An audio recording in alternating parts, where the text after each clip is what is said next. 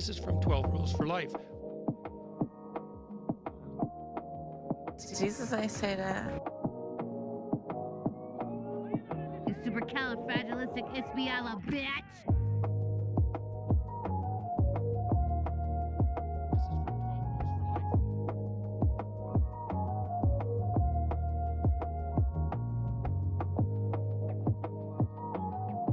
Rid of the Second Amendment.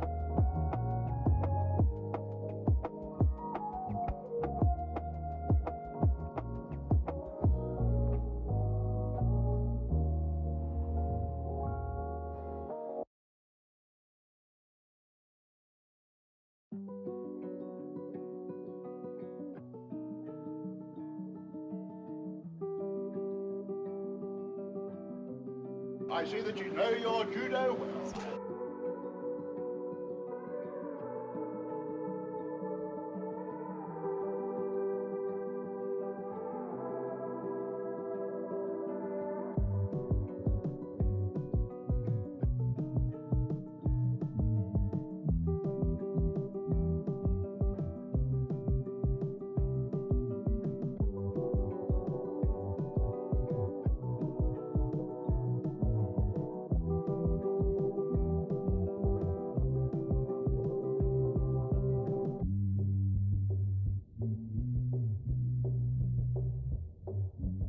Phrasing. It's a bold strategy, Cotton. Let's see if it pays off for him.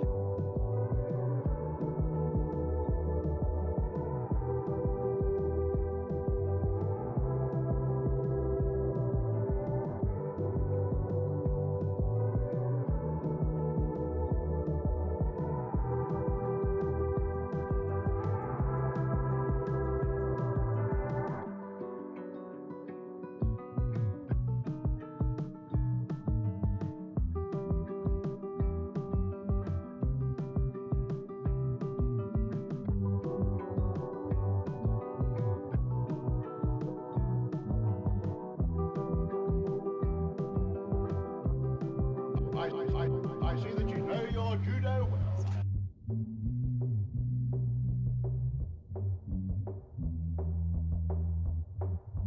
I mean, this woman is dangerous, ladies and gentlemen.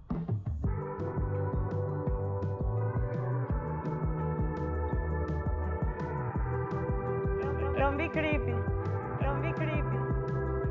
I don't want reality.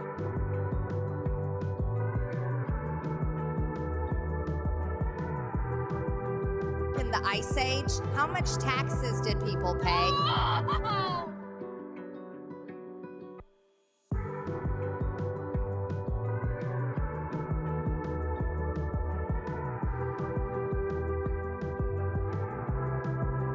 Not gonna do it. Wouldn't be prudent at this juncture. Aren't I a good guy? Aren't I a good guy? I feel like I'm taking crazy pills!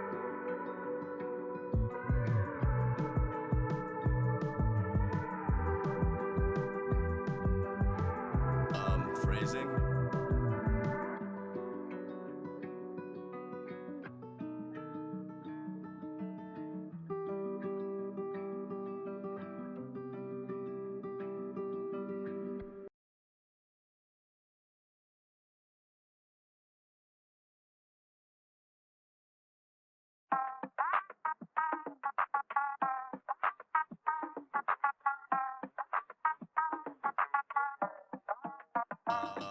Phrasing. I see that you know your judo.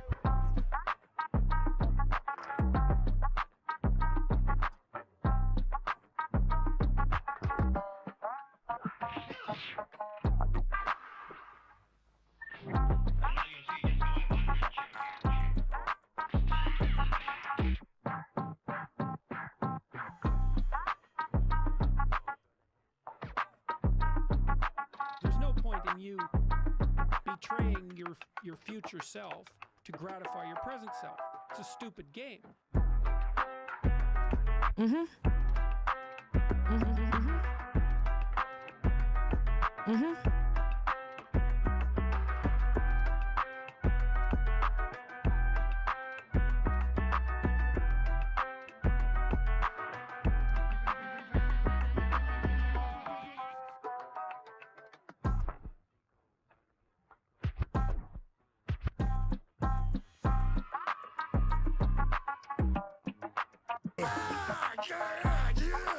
Supercalifragilisticexpialidocious, bitch. China? China. I have to have my China. I got boxes full of Pepe. I got boxes full of Pepe.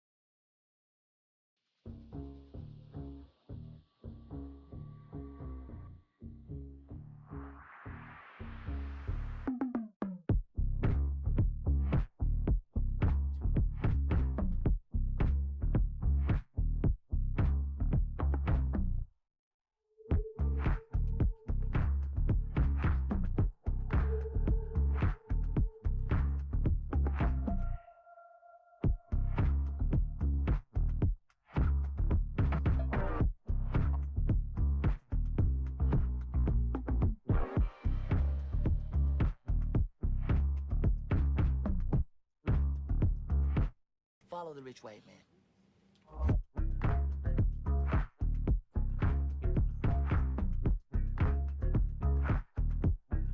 Follow the rich white man.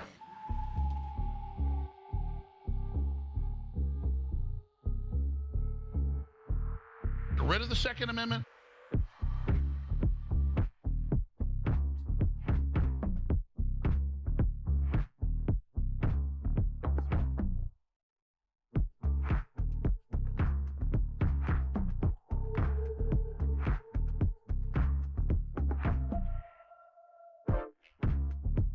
Close it up, just like my wife's vagina.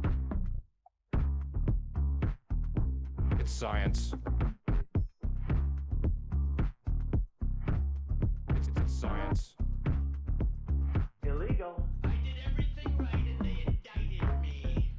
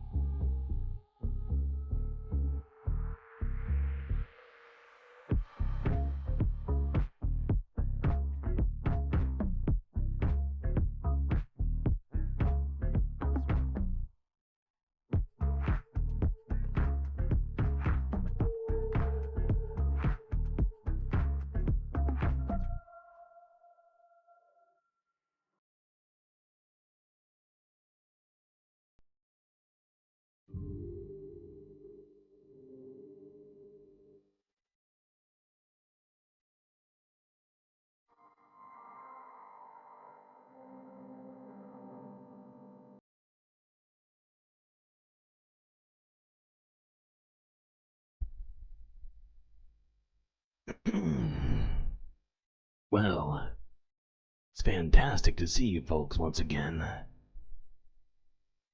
Got a whole lot to cover here on this Sunday Funday. Hopefully, we can somehow enjoy ourselves while taking this journey through the void. Better buckle up, space fans.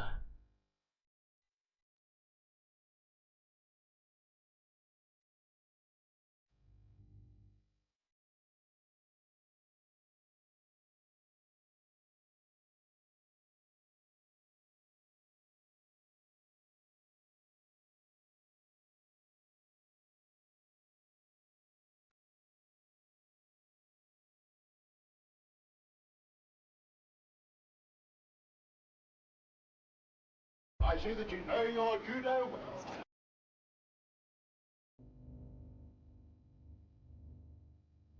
Follow the rich white man.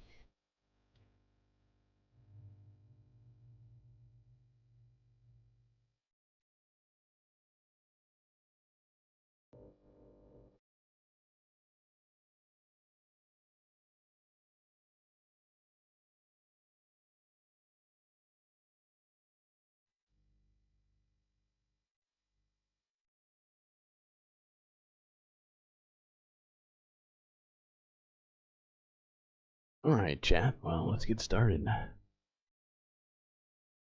First thing we're gonna do is take a look at this video here about how we can all help save the kids. So, let's focus in.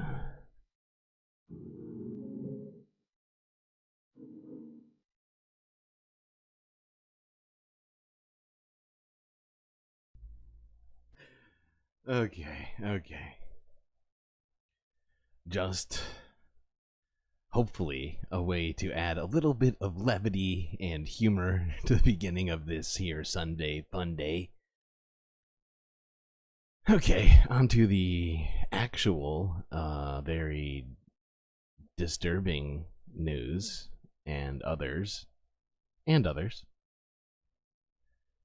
Disturbing news and others. Okay. Unfortunately, first couple of videos we have are about gun violence. As usual, we hit up gun violence in America early on, kind of get that sort of through our system, if you will. But here we go. First one, entitled 3-year-old shoots herself in the fucking eye in Philadelphia home. 6 ABC Philadelphia from a day ago.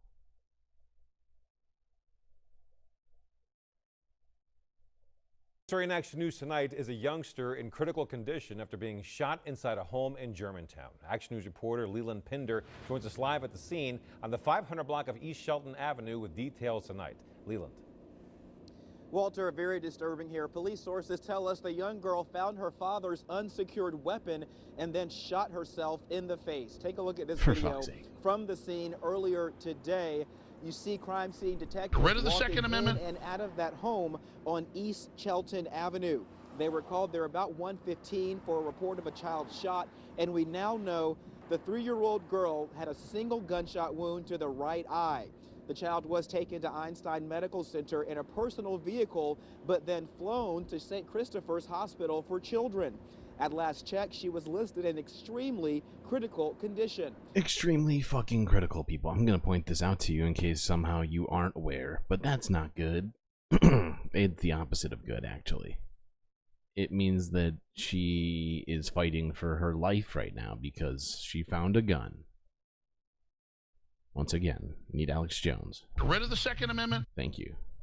For some reason, you're very reasonable on this. I don't know why. Alex is way out there in most things, but he's totally right. We need to get rid of the Second Amendment. It's not helping anybody.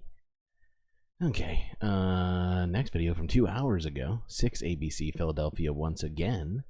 Shooting on I-95 North in Philadelphia stalls traffic for hours. State police investigating.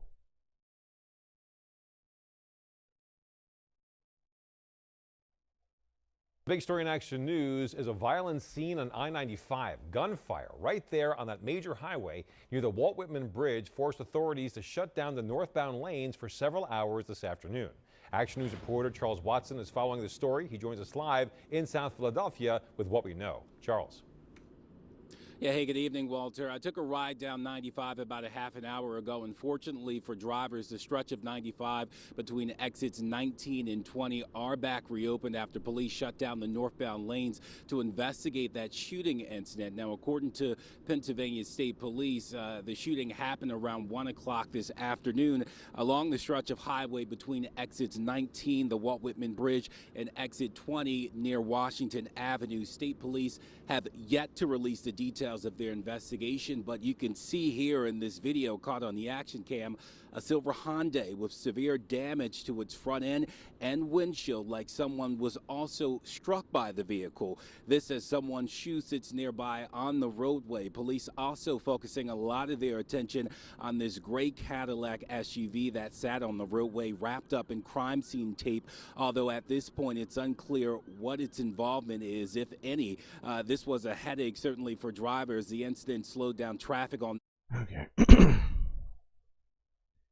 Well, once again, Americans don't know how to keep themselves from doing dumb things with guns.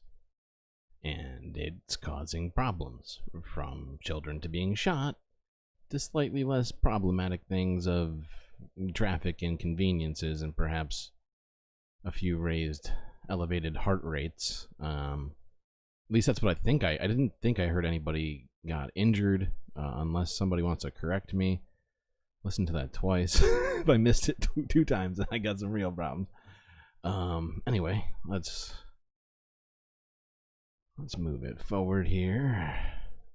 What's next? Okay. Well, I know I said it's Sunday Funday, but a large portion of today's stream will be talking about climate-related stuff. There will be other things, but about to get into that right now. First, let's just get us in the mood. Honestly, I love this video so much, we're going to watch portions of this again. So, to anybody who's already seen this part, I'm sorry.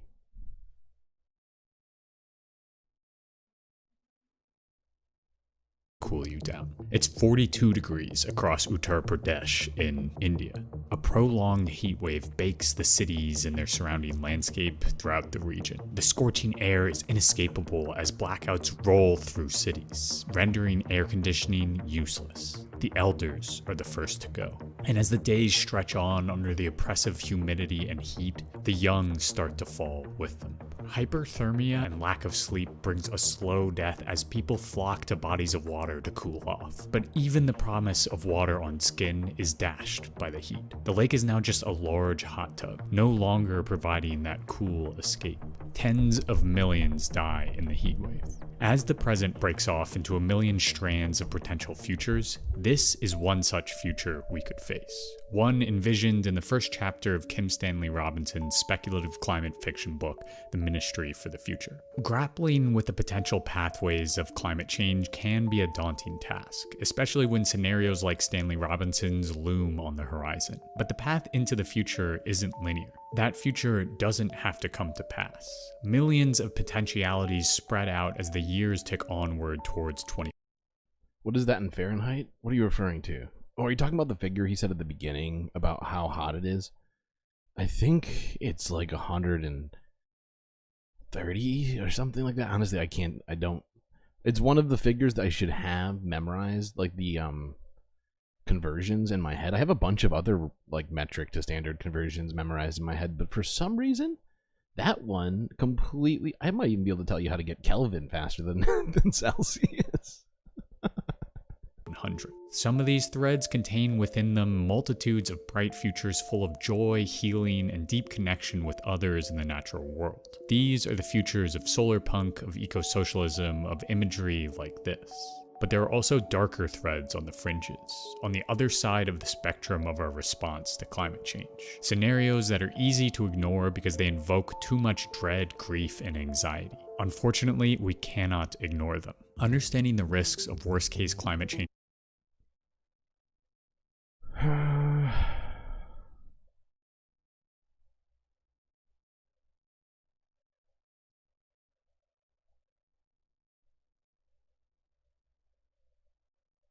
go to here. Yeah. I don't think we even watched this part last time, so this will be good.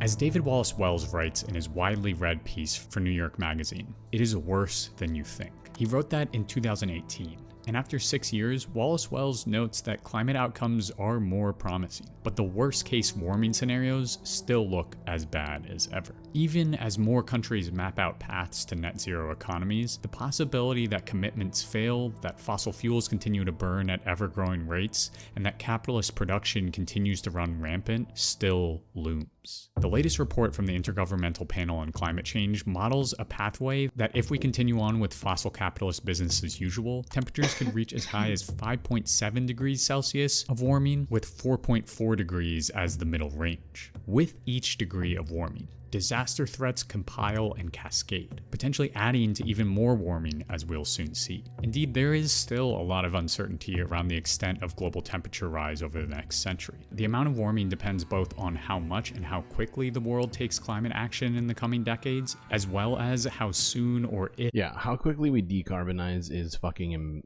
imperative. It's like it should be number one. It should genuinely be number one on our list. Us deeper into the climate crisis. Even substantial economic growth could make high emissions scenarios more plausible. As one paper notes, higher economic growth rates should make the high emissions scenario 35% more likely. This uncertainty, combined with the knowledge that fossil capitalism will fight tooth and nail to protect its profits and extractivist interests, means scenarios above 4 degrees of warming are still a possibility. And a world above 4 degrees of warming would look dramatically different than it does today.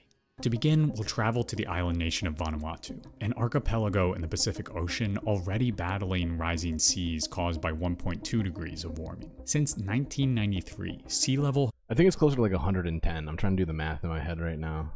It's like 109.6? Risen 6 millimeters per year. That's not right either. But it's not fucking hell. I'm not doing both of these. You all figure out how hot that would be. Vanuatu. Pretty sure it's hot. Anything over 100 is fuck you temperature. Seemingly minuscule measurement that has already had devastating consequences. And I would point out the more humid it is, the worse it gets.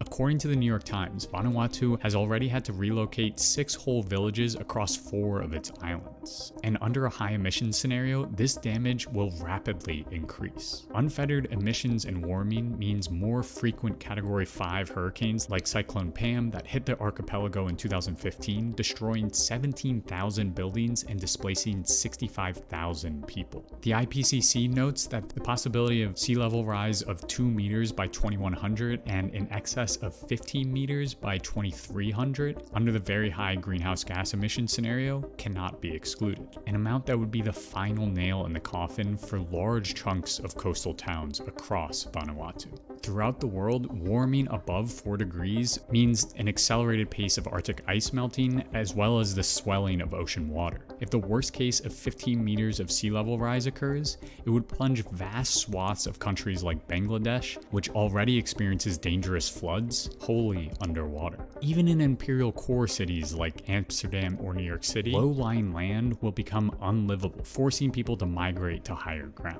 And if the water doesn't reach you, the heat will. According to the think tank Chatham House, heat-related mortality has increased by nearly 54% for people over the age of 65 in the past 2 decades, reaching 296,000 deaths in 2018. In 2019 alone, a potential 300 billion working hours were lost due to temperature increases globally. 52% more than in 2000. Under pathways that bring us above 4 degrees Celsius of warming, this number will balloon as heat grows more severe. At 4 degrees, some equatorial and desert cities will become unlivable, like the port city of Al Hudaydah in Yemen, where in a much hotter world, the residents would experience an estimated 301 days of temperatures intolerable to humans. Meanwhile, one paper explains that around 2.7 billion persons will experience at least 1 week of daytime ambient conditions associated with uncompensable heat stress, 1.5 billion will experience a month under such conditions, and 363.7 million will be faced with an entire season of life-altering extremes. So yeah, I think we can agree pretty easily that we gotta do something about the carbon being emitted into the atmosphere right now. That much I think we agree with. Let's watch this part. In the shock doctrine, when people are most vulnerable and susceptible to violent regimes of austerity and authoritarianism. All of these natural and societal vectors push on each other in a dynamic cascade of collapse. We can see here in a flowchart from a paper on worst-case climate scenarios just how interconnected these forces are. It's not just natural tipping points, like the melting of permafrost, which releases even more greenhouse gases into the air, or the mass die-off of the Amazon rainforest, but also economic and social tipping points that will plunge us deeper into collapse if we continue down the road of extreme global temperatures. If one domino falls, it could tip off a chain of destruction that ripples across the globe. And the higher global temperatures tick, the more likely it is for those dominoes to fall. So we must prevent that cascade of potential disaster. And thankfully, we're already making strides to do just that. Take a deep breath in and breathe it out. Wherever you are, feel the ground beneath you. These catastrophic scenarios are a lot to take in, but take heart that these are just potential futures. They have not yet come to pass. Remember that these pathways are some of the worst case scenarios. There's a 5 to 10% chance that these futures happen. We have a very real chance of stopping them. So instead of sinking deep into despair about these catastrophic futures, use them to galvanize you into action. Because of recent climate commitments, China and the US's mobilization of renewable capacity, and the fact that now in 90% of the world it is cheaper to install renewables than fossil fuel plants, the current models chart out 2.7 degrees to 3.4 degrees of warming by the end of the century. This is still bad, but certainly a not as bad scenario. But of course, a lot can happen between now and the end of this century. We can do a lot better than 2.7 degrees of warming, but it will require immense pressure. Okay. Moving along. Let's look first at some stuff that's been happening in United States and I think, Canada, regarding climate and environment and other such things. First one, strong winds toppled trees, caused damage and power outages in Denver area. I believe there's currently a large number of people out of power because of this. Take a look at that. Well, thank you, Katie. That wind, it was just whistling last night. It's understandable that the power would go out with as strong as it's been. That's included on top of the planned outages by Excel. Denver 7's Allie Jenner-John is tracking the unplanned outages this morning. And Allie, what can you tell us? Are things improving or are they kind of still the same? Yeah, well, good morning. You did mention all those whistling winds, and I actually woke up to them last night. And my dog did as well. He was not thrilled. But this is a widespread weather event. I want you to take a look at the map I have behind me. This shows outages. I'm focusing right now in the Wheat Ridge area heading into Golden. We're seeing multiple red dots here, and these red dots are each outages that have impacted more than 2,500 customers. So look, that's like 10,000, maybe 20,000 people or more without power right now. Actually, could be as many as it all depends on what these blue dots and these green dots, what the numbers actually are. Them are seeing around 4,000 people impacted. One of them up towards the right is seeing about 5,000. If we're looking at the current view of the map, so consider everything on your screen right now. Xcel Energy is reporting 131 outages affecting a little over 26,000 customers. So we actually decreased those outages since we talked to you last around 7. When I zoomed out and looked at our entire state, I saw just to look at some of the damage, I think, see it here at the end. Yeah, Juan, this neighborhood was hit particularly hard by those winds, but let me give you a look. This is definitely the worst that we've seen all morning. This house here in this neighborhood near Santa Fe and West Mineral Avenue, this tree that was in their backyard crashed into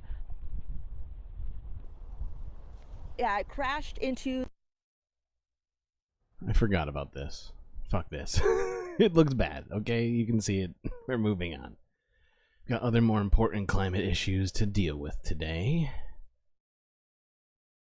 as we are dedicating a huge portion of the stream to it. Everybody filing in, good to see you. This next one is from ABC News from 12 hours ago. More aftershocks following rare northeast earthquake. Rare is a little bit of a stretch, but it's rare in that it was very strong. The ongoing aftershocks from Friday's rare East Coast earthquake. Believe it or not, there have been more than 24 of them. ABC's Rena Roy is here with more on that. Good morning, Rena. Hey, Gio, good morning to you. That's right. So many people here in the Northeast were already unsettled when the earthquake hit because, as you said, this is not common here. And then came the aftershocks. There was at least one as recently as Saturday morning, and that was just one of more than 30 since that quake on Friday. But look, these are not uncommon. Experts say they can happen for weeks, even months or years following an earthquake. That 4.8 magnitude quake striking near White House Station, New Jersey in the morning Friday for about 30 seconds near the epicenter, and it was felt as far south as Washington, D.C. and up to Maine. Experts just want to say to you, chat, well done. You have attained Benjamin Sisko here. Captain of the, it's not the Enterprise, what is his ship? Whatever it is from Star Trek. Deep Space Nine. Okay. We'll just watch the rest of this for fun. About 42 million people might have felt it. And that magnitude is not really large enough to cause any major damage, thankfully. But of course, as we know, large enough to be strongly felt. And that is true, especially here in the East. Just an interesting little tidbit of science here. Experts say earthquake shaking actually travels through the Earth's crust more efficiently. In East Harlem, that kind of makes sense. It was down in New Jersey, like on the border, I believe, somewhere north. So it doesn't make, it's not it's not shocking to me that you didn't feel it up in. There's only a handful of videos of people experiencing anything. It wasn't that big of an earthquake, right? Like they're making it out to be very rare. It's only rare in the sense that it's been like 200 years since a earthquake of this size happened. But like I said in the last couple of streams, or whatever stream it was, when we were talking about this earthquake, maybe the first time, like it's there's been like 200 earthquakes in over that. I think there's like 400 earthquakes if you combine New Jersey and New York. Like there's been quite a few in the last couple hundred years. So it's not like it never happens, but the magnitude of it was alarming to many, as that was a bit above what is expected usually. Moving on. Canadian farmers demand relief from price on carbon imposed by federal government. Global news from a day ago.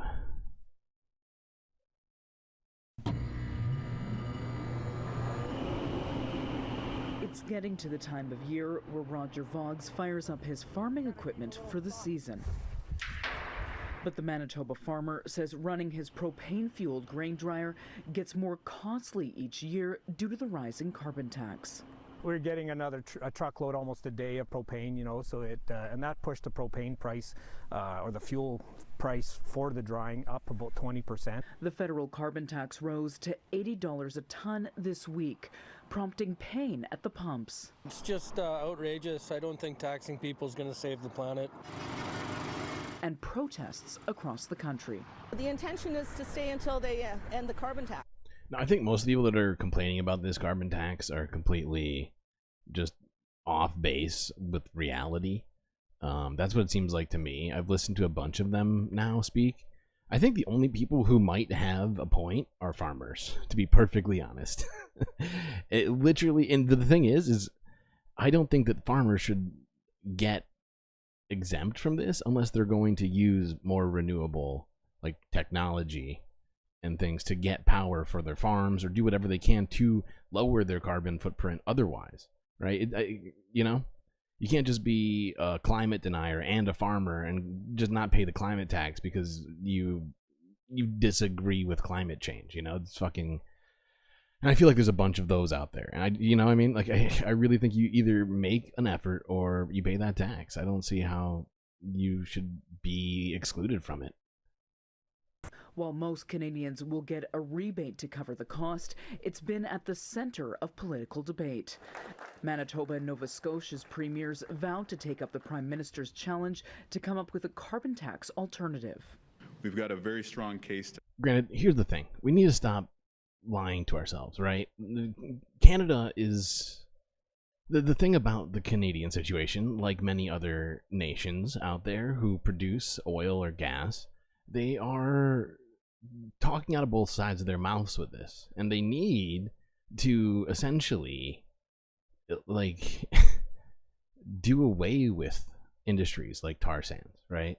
They need to, you know, find alternatives to these sorts of things, because just, you know, burning more hydrocarbons into the atmosphere at will is not working for us. We keep watching documentaries and other reports and UN meetings regarding the fucking problem the whole planet's facing, and yet people, not everybody, but people in government, people in business, people, normal people, even, as you see, some of the, well, normal is a stretch, but people are, you know, acting like there's nothing new happening right now. And it's alarming to me.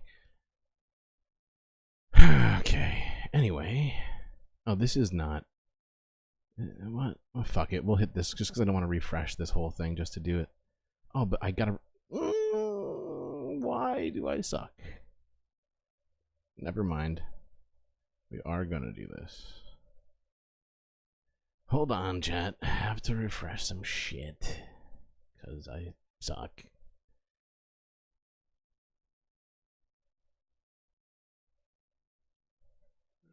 Refresh.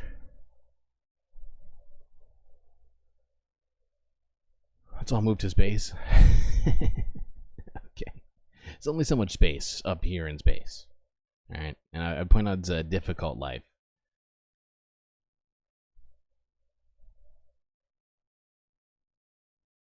Okay, let's watch this one.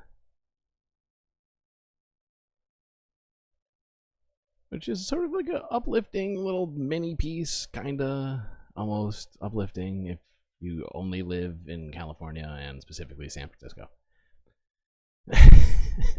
Anyway. Oh, someone call Moonlord, we're ready? Call Moonlord. Me? I'm not Moonlord, okay? That's somebody else, and I didn't even consider the comparison until after I started this whole situation. What was I doing? Ah, yes. San Francisco ranks as the healthiest city in America. Let's watch. San Francisco is second to none when it comes to health, whether it be nutritious food, recreational facilities, or the overall cost of health care. Wallet Hub says San Francisco is the best place to be. The city also ranked second for daily fruit and vegetable consumption and third for the highest rate of healthy restaurants. But good health comes at a price. The study also found San Francisco has the highest cost of gym membership in the country. I'm not surprised there. Some of the... Okay, moving on. Yay for San Francisco for being the healthiest. Good job. Okay, moving along. What's next? Oh, okay. Well, as this has been a somewhat contested discussion topic in chat, I decided to dedicate a portion of this stream to the topic of nuclear energy. So, for those of you interested, listen in. This is from 3 years ago from Kyle Hill. Why you're wrong about nuclear power. Around 200 years ago, it was the mastery of this material, coal, that enabled the Industrial Revolution and lifted human civilization up to new heights. Cars, planes, electricity across the globe, AirPods that you think make you look cool, but really don't. Fossil fuels have enabled some truly amazing things. But like the practice of FaceTiming in public without headphones, the time of coal is at an end. It's time to reset public perceptions of power. It's time to go nuclear. Now entering the facility. As we travel to the reactor, I know that nuclear power has a lot of strong opinions associated with it, so before I argue that the world needs a lot more nuclear power, why don't we go through basically how nuclear power works. The secret of nuclear power is to take advantage of what radioactive material already wants to do: decay. When radioactive material decays over the course of its half-life, random high-energy pieces of itself fly out in all directions. What nuclear engineers do is take this nuclear material, usually in the form of fuel rods, and arrange it carefully such that when these high-energy particles come out, they hit other fuel rods, encouraging chain reactions to happen. If you do this carefully, like we said, you can generate immense amounts of heat from the radioactive material all on its own. We use this heat to generate steam from water, and then that steam turns turbines to generate electricity. Now, yes, coal-fired power plants do exactly the same thing, but where coal is impossibly outclassed by nuclear power is in energy density.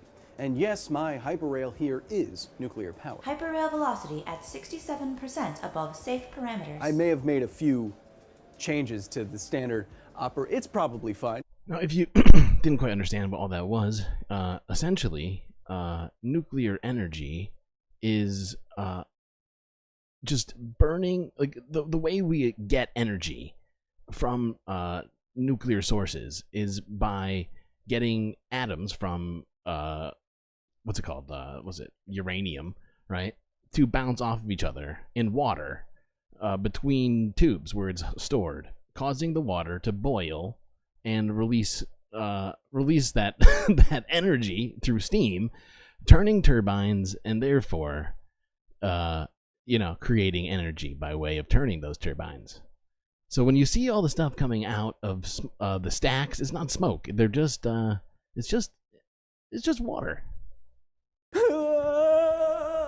This is 1 kilogram of naturally refined carbon, ancient molecules compressed and heated over millions of years in the depths of planet Earth. If you add a little energy to this lump, you can release all the chemical potential that's been waiting millions of years to get out and, I don't know, charge your vape pen. Wow, how poetic.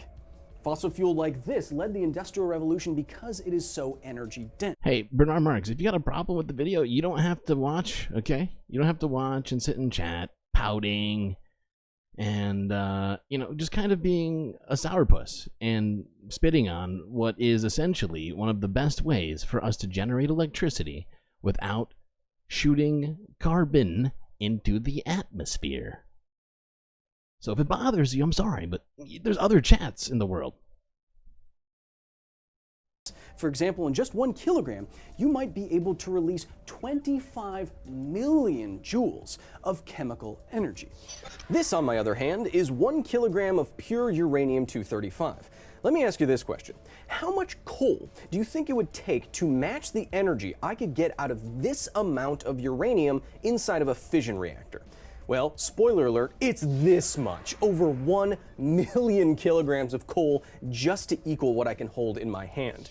Nuclear fuel is 1 million times more energy dense than fossil fuel, which means it would take relatively few nuclear reactors across the planet to completely replace fossil fuels. And I argue that we simply must replace them, if nothing else, to save lives. The public sentiment towards nuclear power is very negative. Many of you watching probably feel negatively about it and think that inside of a nuclear power plant is one of the most dangerous places you could be, but that's simply not true. Let's try a little thought experiment, shall we? Let's imagine a hypothetical town of 27,000 homes. Now listen to this data, okay? Because this is regarding just how dangerous nuclear energy supposedly is. That houses, let's just say off the top of my head, 187,000 people. I chose that number because our hypothetical reactor down here beneath my feet is producing 1 terawatt hour of energy per year, 1 trillion watt hours of energy.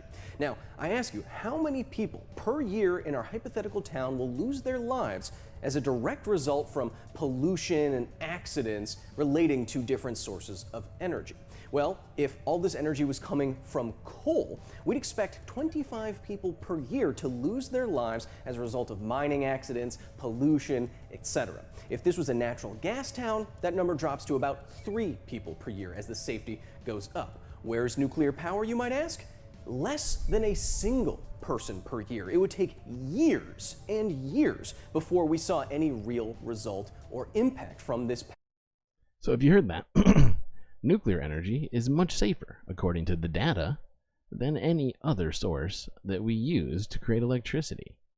And if you're in chat saying that somehow having energy is going to kill people, I'd like to talk to you about a little place called the Southern Hemisphere. As well as, what are you even talking about? Are you suggesting that we need to depopulate the planet? Is that your plan? Because if so, bad plan. I hate that plan. That sounds like genocide. In this way. The only thing that's actually safer than nuclear power in this regard is wind and solar. And yes, that's even with this weird glowing thing happening beneath my feet, which I happen to think is pretty cool. Now, I know what you're probably thinking at this point. But Kyle, what about the Chernobyl and Fukushima nuclear disasters? Well, yes, those incidents were terrible, a showcase of what could happen when nuclear power goes wrong, and it cost a lot of human lives. But we need to keep the context here. These were some of the most publicized events in human history. Does the public opinion and the press actually reflect the harm that was done by these incidents? Well, let me present to you a graph. This graph will show the number of deaths associated with pollution, production, accidents of different sources of power per terawatt hour, just like in our hypothetical town. As you might suspect, there aren't a lot of pollution and accidents. What happens when the power plant goes out? Not good things. But what happens when coal factories or I mean coal mines catch fire and cause unimaginable damage and suffering to the people that live in the area? What about what about what is going to happen when we reach the level of warming scientists are warning about? What's going to happen to people then? Don't what about us this this energy idea, okay? Just listen to it with an open mind. And generation fatalities from wind and solar, they're fairly low. But where do you think nuclear and coal will end up? Well, coal is a lot, as we'll get into a little bit later. I would point out to those saying that batteries are the solution. They are not currently not the solution. Currently, right now, they are not the solution. Okay. First off, battery technology isn't good enough. Okay. Secondly, there's environmental impacts to making batteries. So if we're going to play tit for tat on what's bad for the country, for the world, we could do it all day with these sorts of solutions. But the fact is, if you look at the statistics, nuclear is better, and you're just scared. I admit to having been scared in the past. 1,000 deaths per terawatt hour from pollution and mining accidents, etc. And nuclear power is all the way down there, below wind and solar. Now, hear me very clearly. So either this guy's just making up data right now, or nuclear is the safest per terawatt hour to create energy. According to all the data that we have, nuclear power is literally the safest form of power that we have. Let that sink in for a second, including everything that happened after Chernobyl, including everything that happened with Fukushima, including disasters, pollution, accidents, everything. Nuclear power is still the safest form. Fukushima is not even close to being worse than Chernobyl. That's just a lie. That's just a lie, okay? Saying that is going to get you banned from this chat. You say anything else like that, you're getting banned, okay? No more disinformation in this chat, pal. I don't appreciate it. The fact is Fukushima was caused by the largest earthquake in the history of earthquakes, or at least in the history of earthquakes in that area, from my knowledge, in recorded human history, which resulted in a tsunami. And the fact is, people go to Fukushima to this day. Energy that we've ever had. But don't let that fact sink in this much. This is really bad. Kevin, can you get the iodine pills, please? Now, I'm sure you know that fossil fuel comes from fossils. Whoops. But what fossils are we talking about exactly? There you are. I'd argue that most people think fossil fuels come from the most famous of fossils, the dinosaurs, but this is a persistent and grand misconception. Fossil fuels come from ancient carbon. Carbon is what makes something organic, but carbon in these forms takes millions and millions and millions of years of temperature and pressure to form, time that the dinosaurs just haven't had yet. So all of our fossil fuels actually come from fossilized zoo and phytoplankton from the world's early oceans and from terrestrial plants and trees from the Carboniferous period 300 million years ago, well before the dinosaurs ever existed. It's going to be a very long time before any T-Rexes are powering your car. Right now it's just like weird ferns? The argument for more nuclear power doesn't only rely on what it has already done. Instead, it can rest fully on what nuclear power can do going forward for the planet and... Okay. Gonna move us forward.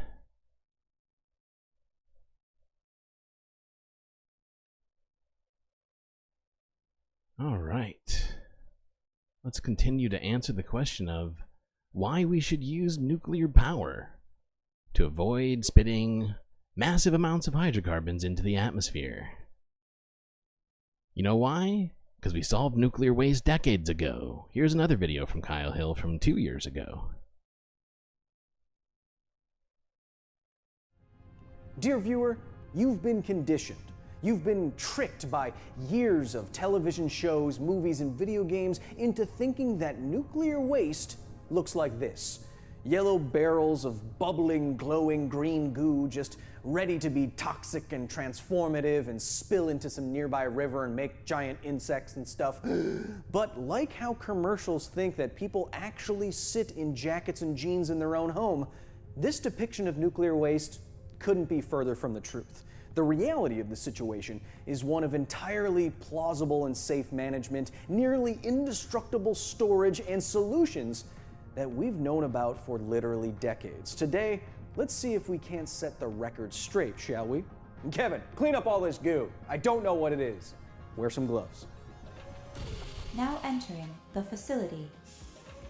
According to basically any poll you'd like to look at on the subject, most people view nuclear waste and its disposal as a fundamental obstacle for the expansion of nuclear power. Many of you may imagine a disaster like Chernobyl, which is now unfortunately ongoing, when I mention nuclear waste. But this is the image in your head that I want to challenge on today's program. It is my contention that nuclear waste is nowhere near the problem you think it is. And this misconception is leading to both improper management of nuclear waste and it's inhibiting the expansion of nuclear power, which of course you know I'm for. So just so you don't think I'm in the pocket of big uranium here, today I will start from the ground up, point A to point B, give you all the facts, and eventually lead you through my reasoning. If at the end of today's episode you don't agree with me, that's fine. At least I think you have all the facts, which I ran by industry professionals before filming this video. So we begin. What is nuclear waste? Nuclear waste, or radioactive waste more generally, is any waste that emits alpha, beta, or gamma radiation. It can be anything from spent nuclear fuel rods down to the gloves that nuclear engineers wear. And it comes from nuclear medicine, nuclear power production, and the reprocessing of nuclear weapons, as well as rare earth mining. To date, almost 500,000 tons of nuclear waste has been generated, though a third of that has been recycled. Instead of going to a dump or some large single area, because of public skepticism, nuclear waste is almost always either stored where it is generated on site, in pools of water, or in so-called dry casks above the ground, which we'll get to. Yeah, I called you Big Uranium because it sounded cool. Make the check out to Kyle Hill, H-I-L. Sorry, I was just subscribing to some magazines. Now, with thousands of tons of nuclear waste accumulating at sites all around the world, you may expect me now to start listing off all of the known environmental and health effects from nuclear waste. And that's what makes the public so skeptical, right? Well, I can't. Properly managed nuclear waste has no currently known widespread environmental or public health effects. This isn't barrels and barrels of glowing green goo just waiting to poison your river. No, this is reconstituted nuclear material in ceramic and glass and encased in many kilograms of concrete and steel forever. Sounds like the world is more affected by the waste generated on TikTok. That's right, Aria. Does anyone know how to not dance like they're at a theater kid's boring wedding?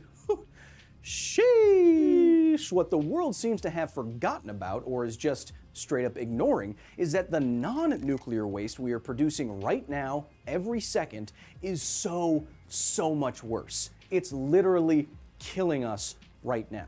Most of the world uses fossil fuels, right? Well, let's do the same comparisons that we just did on this program.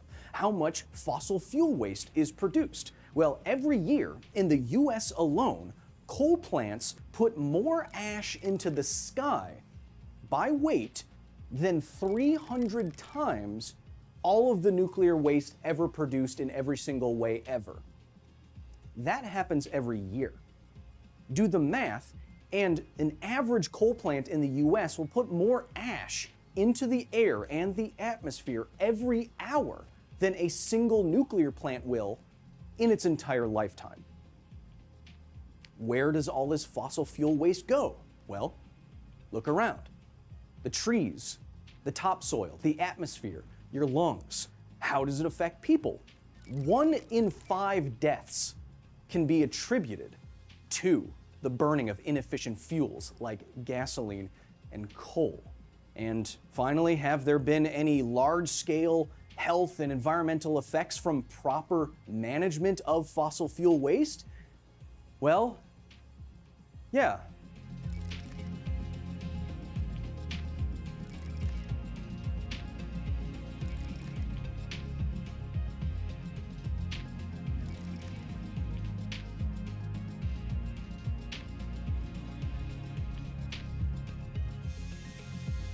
This hurts to look at because it's hurting the world, and yet we still maintain this tremendous blind spot for things like this.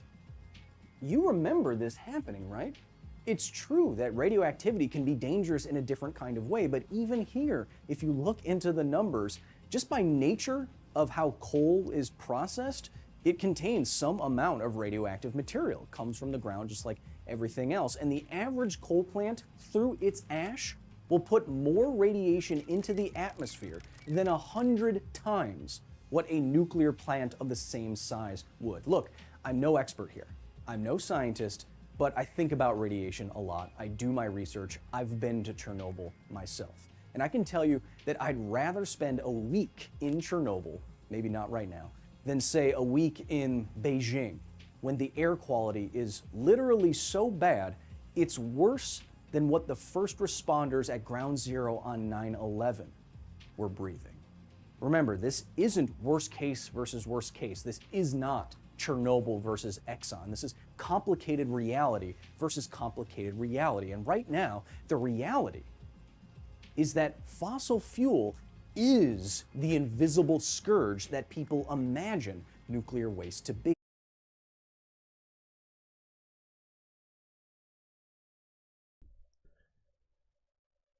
Oh, shit. All right, I'm back, chat. Oh, God damn. Whew. I just got hit by a bout of space sickness. Let me try and compose myself here.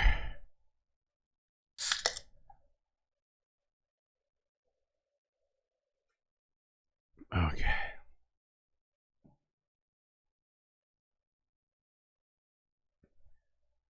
Is this another alt? I'm gonna ban you.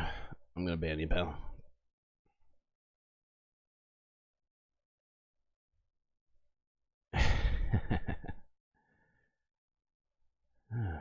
Hold on. I need a copy.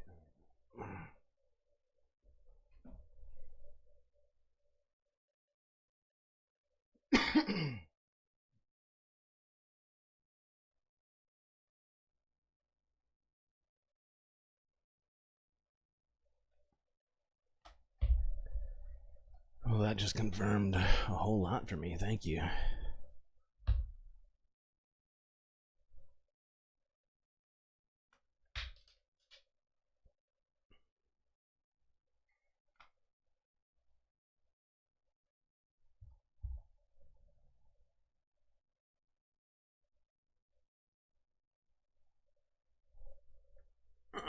Okay.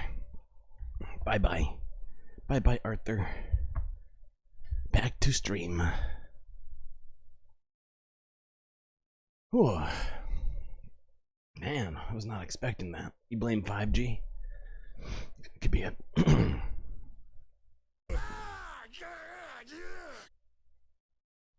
But Administrator, if nuclear waste isn't as bad as fossil fuel pollution, and the problem is already solved, what is the solution? Ah, yes, the whole point of this episode.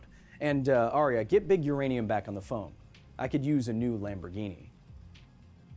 Magazine subscription. Damn.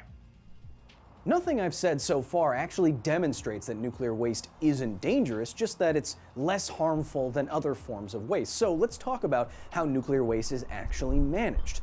Out of a nuclear power plant like the one behind me, there are 3 kinds of waste that can be produced. Low-level waste, which can be anything from papers to gloves that are lightly irradiated. Intermediate-level waste that does require some shielding but decays well enough over time, and high-level waste. This is the stuff that people worry about, the stuff that needs to be cooled down in cooling ponds for a couple of years before being stored. I'm just gonna point out that I also brought these figures up in at least one stream when we talked about this. Now, even though this is the stuff people really worry about, it's only a tiny fraction of all the nuclear waste produced. In fact, all of the high-level waste ever created by every nuclear power plant in the world could be buried in just a football field-sized space. Yeah, nuclear power is just that efficient.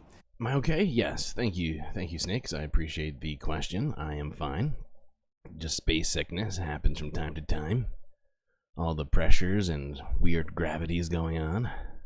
Now, as we said, high-level waste is stored mostly above ground in so-called dry casks, giant concrete cylinders that can weigh as much as the world's heaviest door. And inside of them is not green goo like you imagine. No, it's glass and ceramic. Nuclear material melted down, combined with glass and ceramic and inert material such that the nuclear stuff stays cool and stays below critical. Despite a blue whale's worth of concrete, despite the known physics of shielding, the public still isn't comfortable with these casks. The San Onofre nuclear generating station found this out when they started transferring high-level waste to above-ground casks near a beach, and the people there are still protesting that, imagining that this will be a problem for millennia. However, what they may not realize is that the vast majority, over 95% of all nuclear waste, has a short enough half-life that it can decay on-site to the point of harmlessness in the lifetime of a power plant. Some longer-lived materials will have to be stored away forever. So if you are looking at this graph, some of these have a half-life time of less than 100 days. 100 days, that's a third of a year. That's less time than Palestine has been under siege. It's less time. It's less than a semester in college, you know. Okay, we're gonna move this forward a little bit to here. I would say, yeah. And you might be thinking to yourself, Streamlord, why aren't your graphics as good as his? And you know, if you can get me up to 2 million subs, I'll see what I can do. In fact, I could probably do better with less. Oh, my thighs. The international scientific consensus is that the best option for long-term storage of high-level nuclear waste is deep geological disposal. It sounds simple, and that's because it is. You dig a big hole that goes really far underground, you put the already safe dry casks in there. You dig the hole so deep that it's below anything that's a water table, geologically active, or a biosphere. It's as isolated as you can get from humanity without literally throwing these things into space, which you can't do. And we know that this deep disposal would... I would really appreciate it if people didn't start chucking nuclear waste into space. Because billions of years ago, nature already tried it. About 2 billion years ago, in what is now Gabon, Africa, a rich natural uranium deposit, moderated by intruding groundwater, kicked off a series of modestly powerful nuclear reactions. A natural nuclear reactor right in the ground. These reactions generated energy and heat for hundreds of thousands of years. And I'm telling you this little geological factoid because in all that time, with all of the movement of the underlying geology, with all of the erosion, with zero protection, zero storage, the waste from this natural reactor, which was in contact with groundwater, moved less than 30 feet away from the site. 30 feet. I think we can all live with that. I don't know why we wouldn't be able to live with that. This is in contact with groundwater. The radiation hasn't moved. Okay, moving this slightly forward again to another plan. Company to make advancements in a very promising twist on deep geological disposal. Now, instead of wanting to use giant mines underground that are 18 feet wide and need people and heavy machinery and you have to move casks around with humans, instead of that, they want to use borehole technology that the oil and gas industry already has. Instead of those giant mines, you just drill 18-inch diameter holes, 1,000 feet or more into the ground. You drill it at an angle or horizontal or vertical, but you drill it all the way below aquifers, below anything that's geologically active, below more rock than is in a generic disaster. Nah. Okay. All right. A couple more videos on this actually. This one's from Cleo Abram, who is a big YouTuber person from 10 months ago. So this is getting closer to update. If you can't tell, I'm getting closer and closer to being up to date on information about nuclear energy. But this is Cleo Abram's take on the big lie about nuclear waste. I found this one equally as informative. Nuclear power. Nuclear power. Nuclear power. Nuclear waste. Nuclear waste. Nuclear waste. Okay, I need to show you something. This is a nuclear reactor built in 1962. The atomic power plant of the future. Being developed by Argonne National Laboratory. But it's not just any old nuclear reactor. This reactor is different in many ways from the nuclear power plants that supply some of our homes today with electricity. The biggest difference was the fuel they used to make electricity. This nuclear reactor made electricity out of nuclear waste. Nuclear waste. Nuclear waste. Some kind of nuclear waste. Well, sir, where should we dump this batch? When I think of nuclear waste, I think of that classic glowing green goo in yellow barrels, you know? This radioactive stuff that we end up with after all of the fuel is used up, that we have to store for hundreds of thousands of years because it's so dangerous. Like, we fight about nuclear waste all the time. We say, can we even use nuclear because we end up with this radioactive waste, and where should we store it, and not near my house? And you're telling me that there's a nuclear reactor that can make electricity out of nuclear waste, and it was built in the 1960s? Back then, they were predicting that we would use this technology to build this incredible clean energy future. And by the year 2000, more than half the electric power of the country will come from atomic sources. But today, we're nowhere close to that. We don't reuse any of our nuclear waste. Instead, it just piles up. But if this technology works, that means that our nuclear waste isn't radioactive trash. It's an incredible clean energy resource. And it's just sitting there sucking up money to keep it safe. We think about technology as constantly moving forward. But this is a story about how we left behind a technology that could change our energy future. So, this video is about what happened to using nuclear waste to make electricity, to the clean energy future that we could have had. But more importantly, this video is about the people trying to bring that future back. Nuclear waste. Nuclear waste problem. The concern about nuclear energy. There are concerns about emissions. Abundant power. We need clean energy. Energizes the city. We are coming up with new nuclear reactors that will guarantee a plentiful supply. Okay, and push us forward here.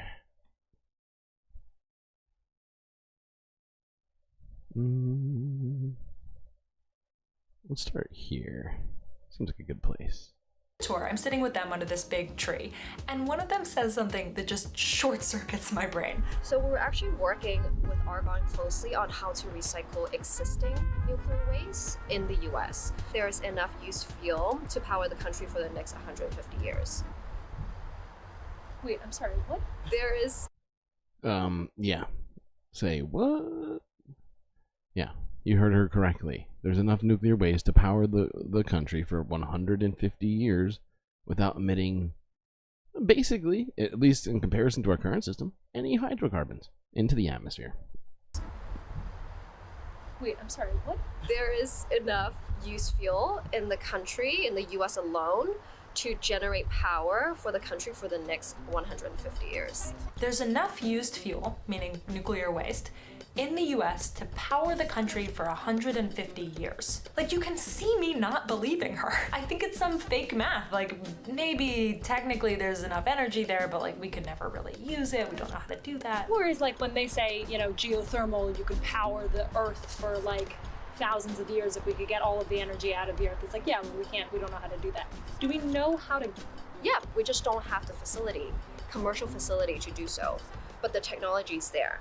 Experts differ on the exact number of years here, but they agree that the nuclear waste we have now could be used as a large energy source based on technology that we've already built. But it gets even better. If you reuse that nuclear waste, especially if you reuse it more than once, you can dramatically cut down on the amount of time that the waste after all of that's done is radioactive for. So the amount of time that we have to store our nuclear waste. The problems are cost and global politics, not fundamental technology. Here we go. I think, as I've said numerous times, we gotta stop worrying about cost. We gotta start getting governments involved. Stop worrying about what corporations think is a good idea or is fiscally responsible for them, and start thinking about what is fiscally responsible for the future of the planet. By the time I got to DC to talk to Johnny about this, I was obsessed. Hello, good morning. Welcome to our studio. We have all of this nuclear waste, right? And it is scary, but imagine that there was a way that you could actually not just store it, but actually use it. So you can use nuclear waste as fuel for more energy. You can recycle nuclear waste. You can recycle nuclear waste. Yes, and I dived all the way into this in a video that I'm now going to promise is going to be on my channel by the time we air this one. This is that video. To understand what's going on here, you have to understand that nuclear waste isn't what you've been told. Okay, hang on a sec. So a lot of the footage that I got in this video is from Storyblocks, and they're sponsoring this video. Okay, fuck you, Storyblocks. Moving on. Sorry. All right, let's zoom out for a sec. Basically, all of the electricity that you use, except solar, comes from spinning a turbine. It's magic. Most of the time inside a power plant, what you're really doing is you're heating up a liquid into steam and using that to spin the turbine. The most common way to do that is still burning stuff near it. That's fossil fuels. But you could also use liquid that the earth already heated up for you. That's geothermal. Or you can split atoms apart inside special rocks and make them really hot. That's nuclear. And the special hot rocks are uranium. Uranium with Uranium-235. uranium. Sleep. Uranium fever. But only a really small part of natural uranium, less than 1%, is a kind of breakable uranium that can sustain a nuclear reaction. This is uranium-235. The number refers to the number of neutrons in. I'm just going to point out to everybody that you're one like away from getting Angela Lansbury, aka Jessica Fletcher, here to help support you in this stream right now. So typically uranium goes through a process called enrichment, which is making more of the uranium-235 out of the less useful uranium-238. By the time that's all done, your fuel looks like this. If you take your finger up to your first joint, that's about the size of a uranium fuel pellet. Those pellets then go into these long metal rods that I got to see while I was at Argonne. And then comes the nuclear reaction. So you fire a bunch of free atoms at your uranium-235, which cracks it into smaller, very unstable atoms, and throws off a couple other neutrons in the process. Okay, we're going to move on from this. As I don't think the scientific explanation in this case is 100% necessary. At least not up to that point. All right, let's go. And that spent fuel is now considered high-level nuclear waste. At this point, that waste is a mix of 238 and a little bit of leftover 235 and a bunch of very unstable atoms that give off ionizing radiation. That ionizing radiation in large doses is the bad stuff. There we go. There we go. We did not have a nuclear engineer in this chat. That is a joke and funny. I appreciate you showing me all of your accounts at once. It's very helpful.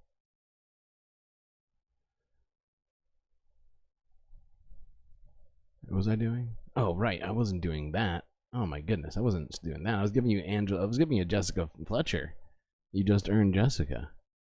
Good job. Well done. No, absolutely. Moanope is correct. It's the scary, invisible killer that affects our tissues and our DNA in often deadly ways. And the thing is, this nuclear waste stays radioactive for an insanely long time. We're talking hundreds of thousands of years sometimes, which is, to put it mildly, a problem.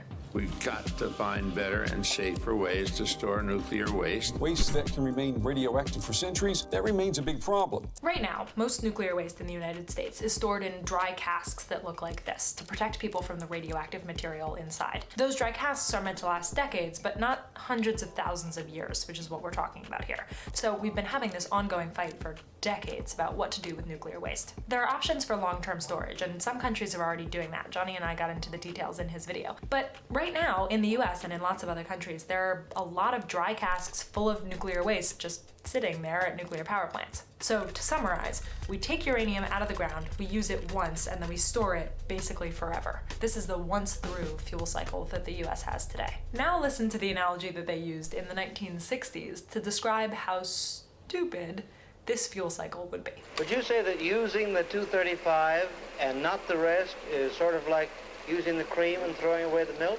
Exactly. The key is to figure out how to filter out the stuff that's still useful from the real waste that's not. Turns out Argonne is one of the few places that is still testing nuclear waste recycling in the US, and I got to go see it. I'm just gonna go right on up, and they're gonna tell me to stop filming right.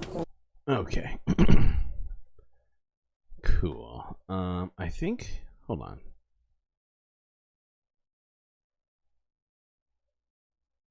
Did we watch this? Let's watch this. Yeah, let's move it along. Okay, this is from 9 months ago. From Sky News Australia. Even, quote unquote, Greta Thunberg is on board with nuclear. Coalition's net zero push. Your leader, coalition leader, Peter Dutton, has proposed converting old coal fire power sites into locations for small-scale nuclear plants as part of the future energy plan for the coalition. How does that work?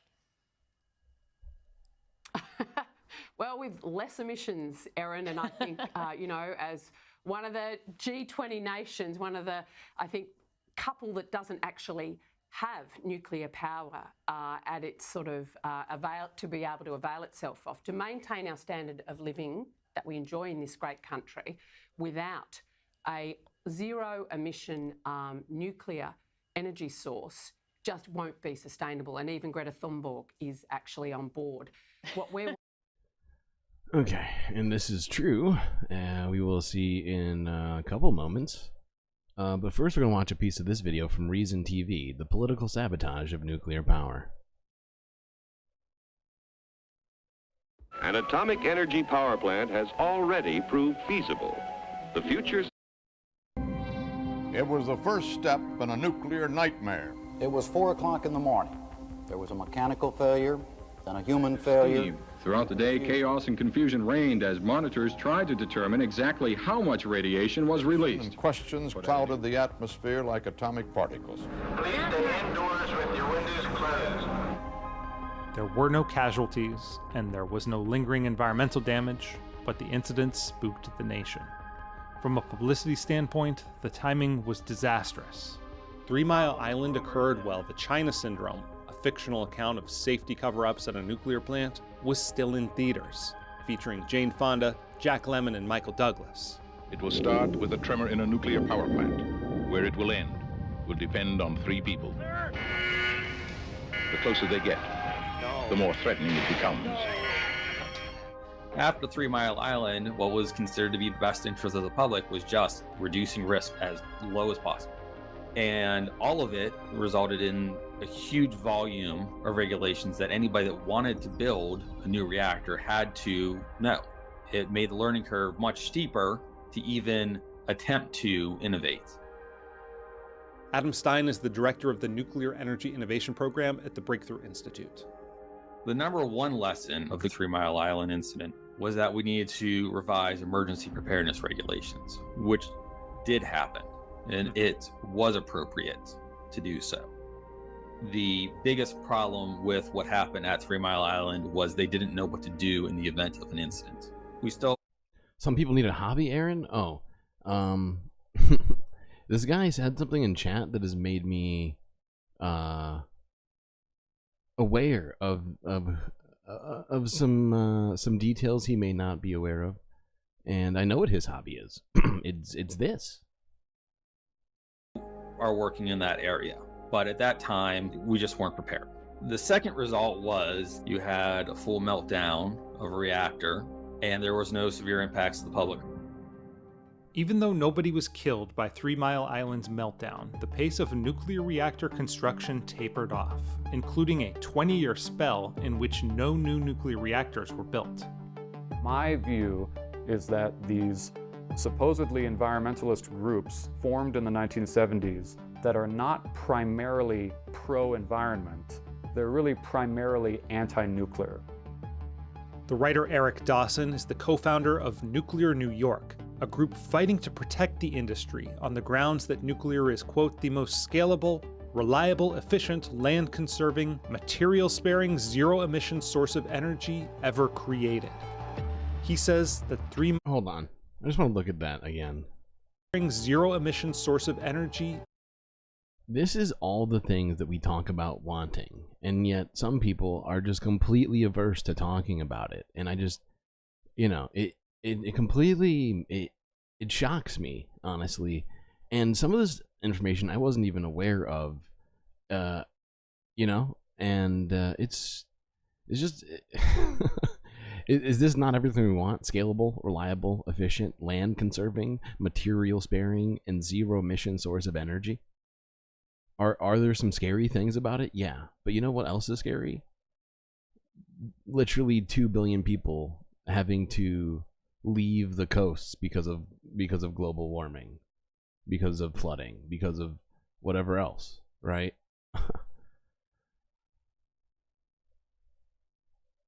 Created. He says that 3 Mile Island empowered the anti-nuclear movement.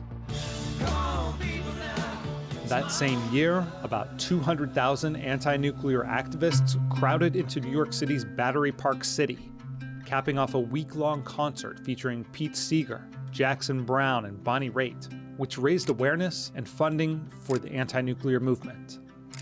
Stopping atomic energy is practicing patriotism, Ralph Nader told the crowd. Stopping atomic energy is fighting cancer. Stopping atomic energy is fighting inflation. They are a generation that was radicalized from the Vietnam War. They became anti-war. They then became anti-nuclear weapons, and then they conflated nuclear weapons with nuclear energy, and they made it their mission to shut down nuclear energy. An anti-nuclear power protest in New Hampshire a year ago. Similar demonstrations at other nuclear sites are planned this spring, and the emotional battle over nuclear energy goes on. And they succeeded in that mission.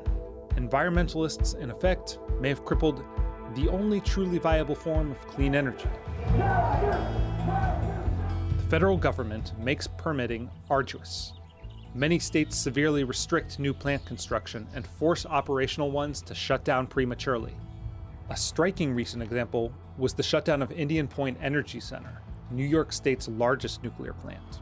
I think it is insane, and this is a quote, I think it is insane to have a 3-unit reactor on the banks of the Hudson. Yeah, you imagine anti-nuclear people really think that we can go back to a world without electricity, a world of subsistence farming. That is the sort of libertarian nonsense thinking that's gotten us into the place that we are in currently, right? I totally agree with that. Like, you can't suggest that 9 billion people can go back and live on the land. It's a literal genocide to suggest doing that. So many people will starve to death. There's literally not enough land for that to be done. It just isn't possible. Okay, moving it along.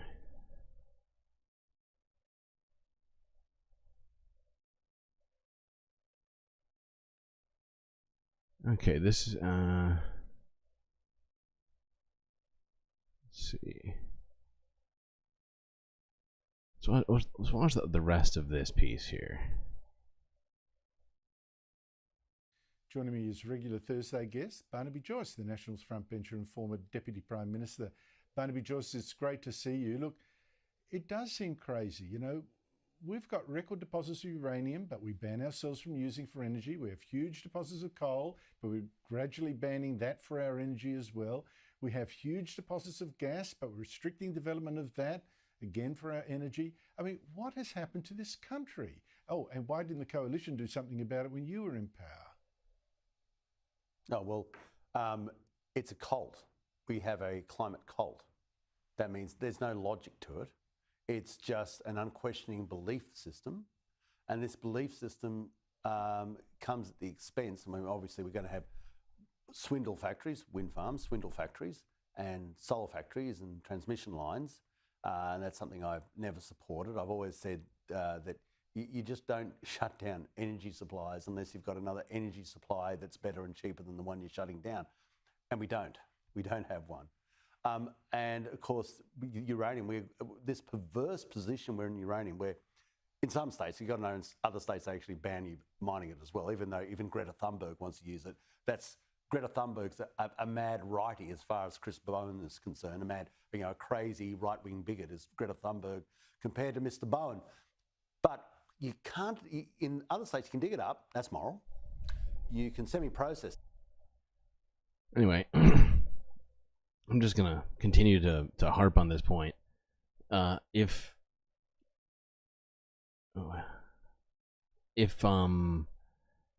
you disagree with Greta Thunberg on this issue, right, you're basically saying you disagree with the research, right? Unless you're suggesting that somehow Greta Thunberg isn't doing her fucking research.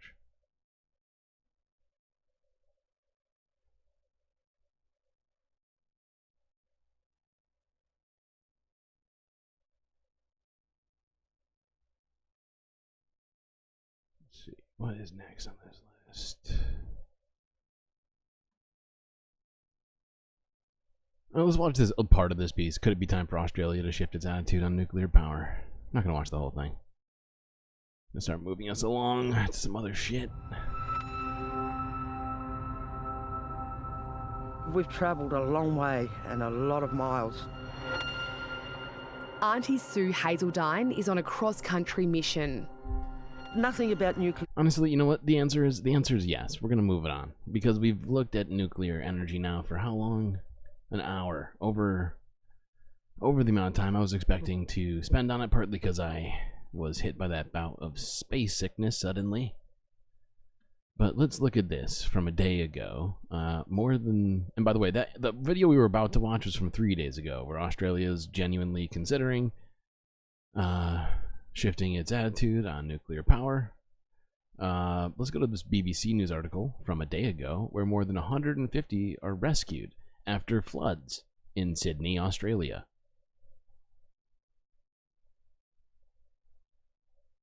More than 150 people have been rescued after floods in northern Sydney. Other residents have been told to be prepared to flee their homes because of the rising floodwaters. The area's main reservoir, which supplies most of the city's drinking water, has started to overflow. You can see that there. There's been 3 days of torrential rainfall across eastern Australia. People living in parts of New South Wales have been told to stay indoors. It's important to note that flood levels in some of the rivers, particularly in Western Sydney, are continuing to rise, and that presents a real danger for some communities. So it's very important for those who live in communities that are low-lying, flood-prone areas that you continue to listen to emergency broadcasts from the SES.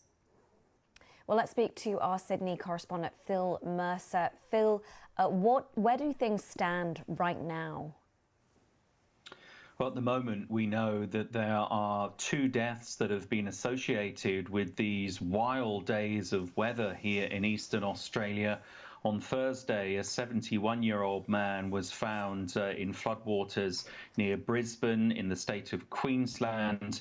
And earlier today, a man's body was found in floodwaters in western parts of Sydney. Now the police here say that they don't know the circumstances of the second fatality, but safe to say it has been a wild few days in eastern Australia. Record-breaking amounts of rain have fallen here in the state of New South Wales. Across one 24-hour period, a month's worth of rain fell. So at the moment, there are still evacuation orders in place in parts of Sydney, but thankfully for the 5 million or so residents of this city, this storm system is moving south and it is expected to head out to sea over the weekend. But as you'd imagine, the flood warnings are continuing because all of that rain is flowing into rivers and creeks. Their levels are rising, so with them, the risk of flooding to low-lying areas. And briefly, was there any way to prepare to avoid some of the issues you just talked about, some of the dangers that people are facing? Australia is a land well used to nature's extremes. The authorities are very good at giving advance warnings to motorists, to homeowners and commuters, but still people find themselves facing peril. As you mentioned, dozens of people have had to be rescued by emergency services. So it is a mercy in a way that although 2 people have died, tragic of course for those family members left behind, No but it kidding. is an indication that Australia is pretty good at giving warning. Pretty good. Okay, 2 people died. Pretty good. Okay, if you say so. It seems bad. But maybe I'm just a little, a little pessimistic.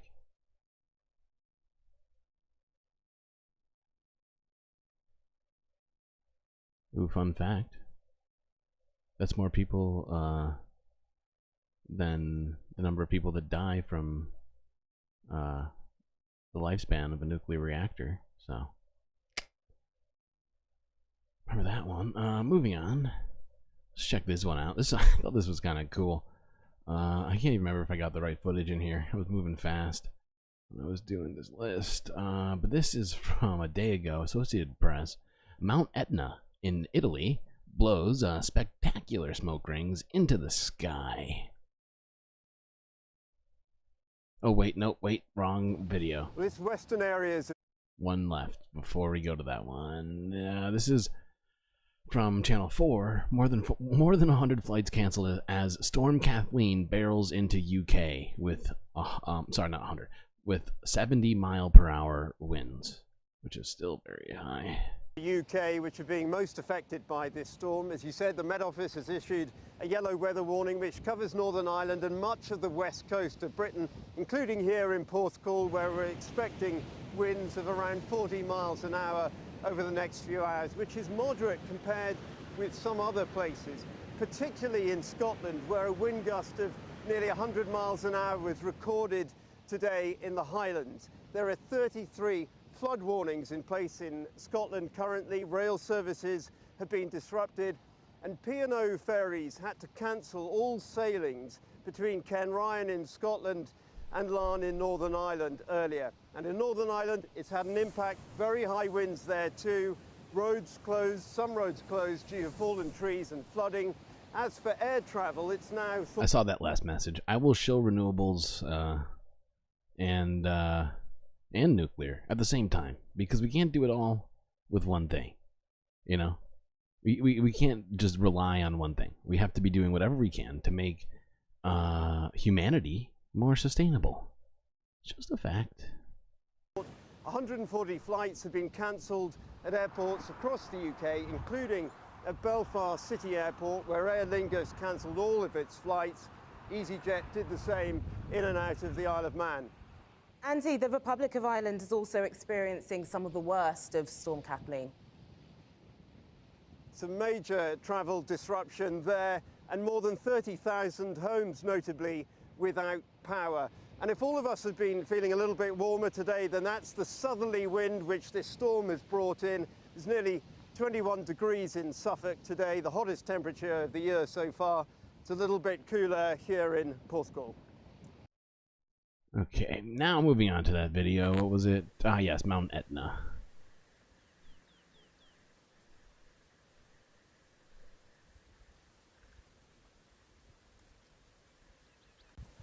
God is blowing smoke rings. Smoke them if you got them, chat. Smoke them if you got them.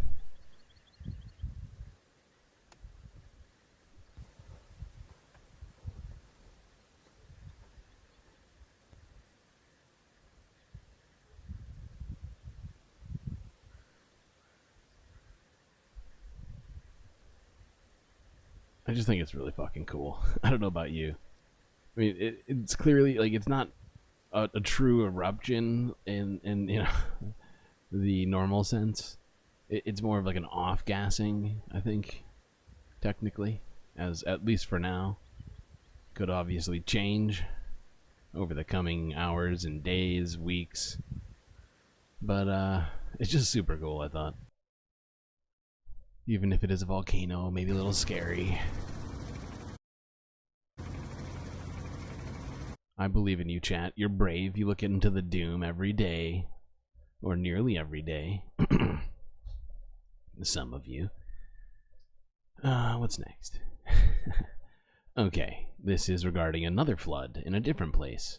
This is from the Associated Press from 17 hours ago, where evacuation continues in Russia's Orsk after dam break.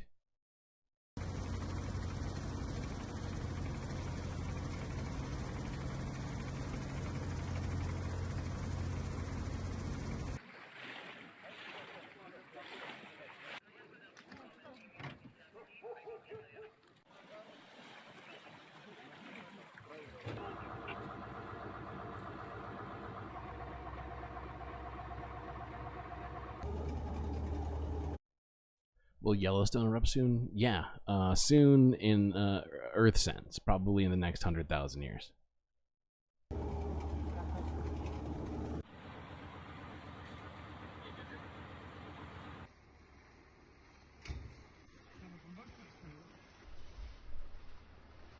Just because you have 56 YouTube accounts doesn't mean what you're saying is accurate.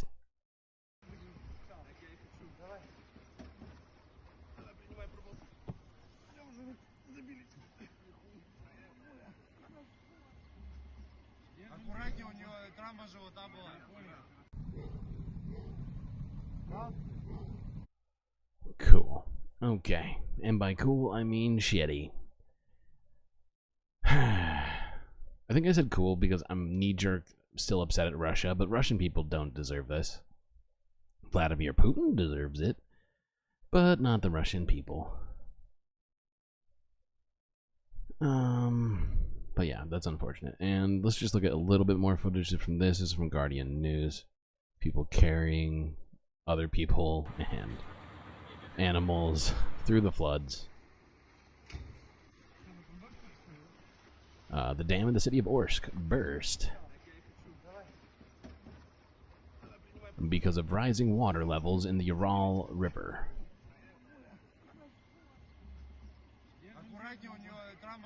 More than 4,000 people had to be evacuated.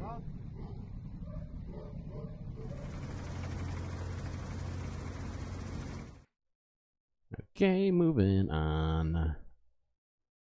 What's next? What do I have for you?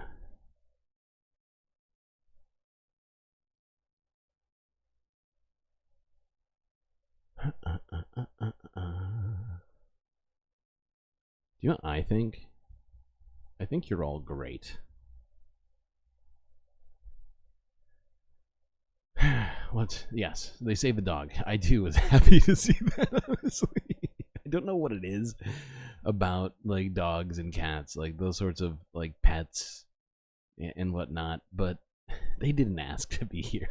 So when they, you know, when they are in these sorts of situations, I almost feel worse because it's kind of it's not their fault at all. It's definitely, if anybody is to blame, it's us. Okay, back to Greta Thunberg, but in a different situation, Greta Thunberg was just arrested outside of The Hague at a climate protest. This is from a day ago. Now, Dutch police have arrested several climate activists who attempted to block a main road in The Hague. Those detained included the Swedish campaigner Greta Thunberg. Our correspondent Anna Holligan was there. The final few climate activists have just packed up their banners and are preparing to go home. Earlier, there were cries, cheers of "You are not alone" as Greta Thunberg was picked up off the highway by Dutch police and put on to a minibus along with hundreds of other protesters. You can see her here chatting happily to fellow activists. She's here in The Hague to announce international actions against governments who make it cheap and easy for large companies to use fossil fuels by offering them tax breaks and subsidies on excise duties. Greta Thunberg. Oops, almost paused it too soon. Described her arrest as peaceful. Most of the... Okay.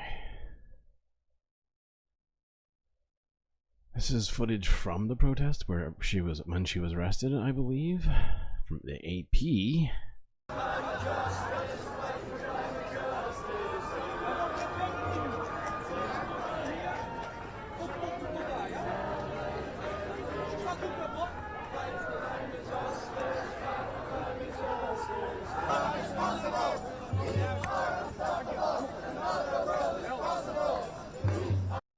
Lefty is out of here as well. Well, good seeing you, Lefty. Good seeing you. I know it's late in Ireland, so you get some sleep. Somebody use the bed command for Lefty. You know, I feel like that's being underutilized. I made it, but nobody's using the bed command. But it's a great command.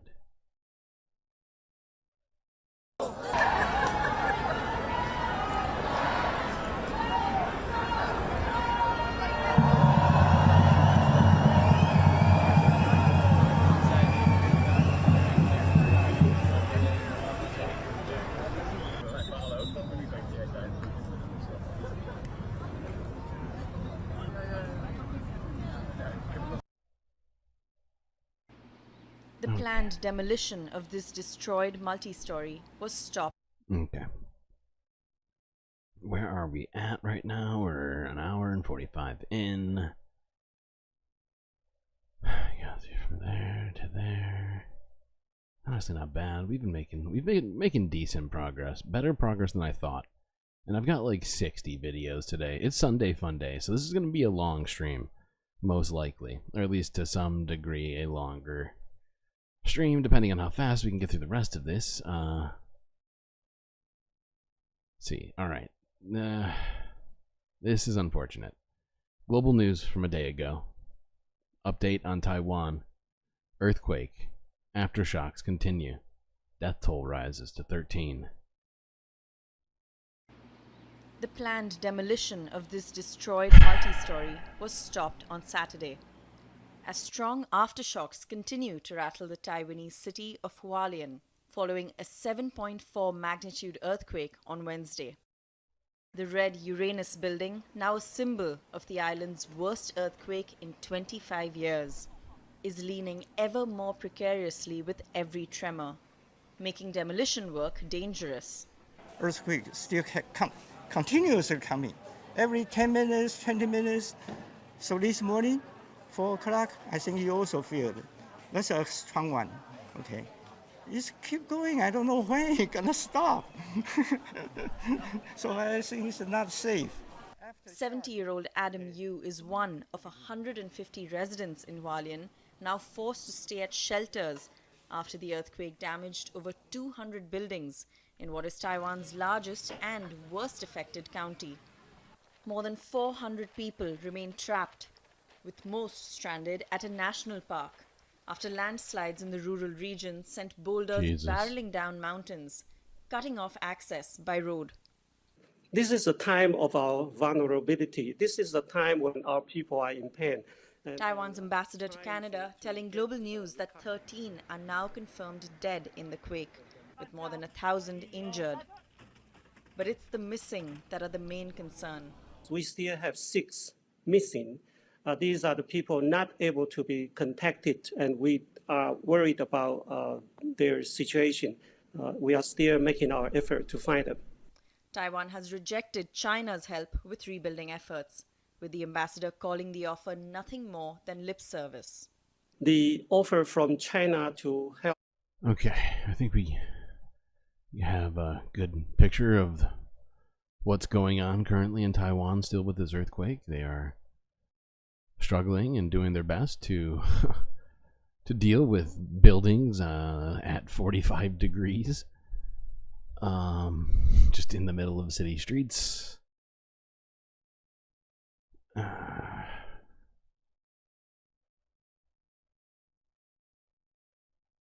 Yeah, no, the building at a 45-degree angle, it's insane.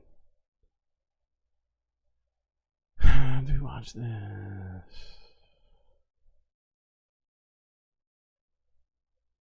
I think we might skip this one, just because, just in a race against time. Because as you all probably know, once these streams reach about 3.5 hours or so, OBS completely, or at least attempts to quit on me most days. So I've been trying to keep the streams less than like 4, because I can still kind of get through like 4.5, and then it really just gives up entirely, and I just don't know what to do about it lately. I think it's because I'm just asking too much of it. It is a free software after all. Okay, let's move to this video. Really, I mean, let's be real. When I talk about this stuff, it's really as a joke. It's part of the LARP. It's part of us having a little fun at different times. So let's watch this video from SpaceX, where Elon Musk says he's gonna start sending people into space, but for real.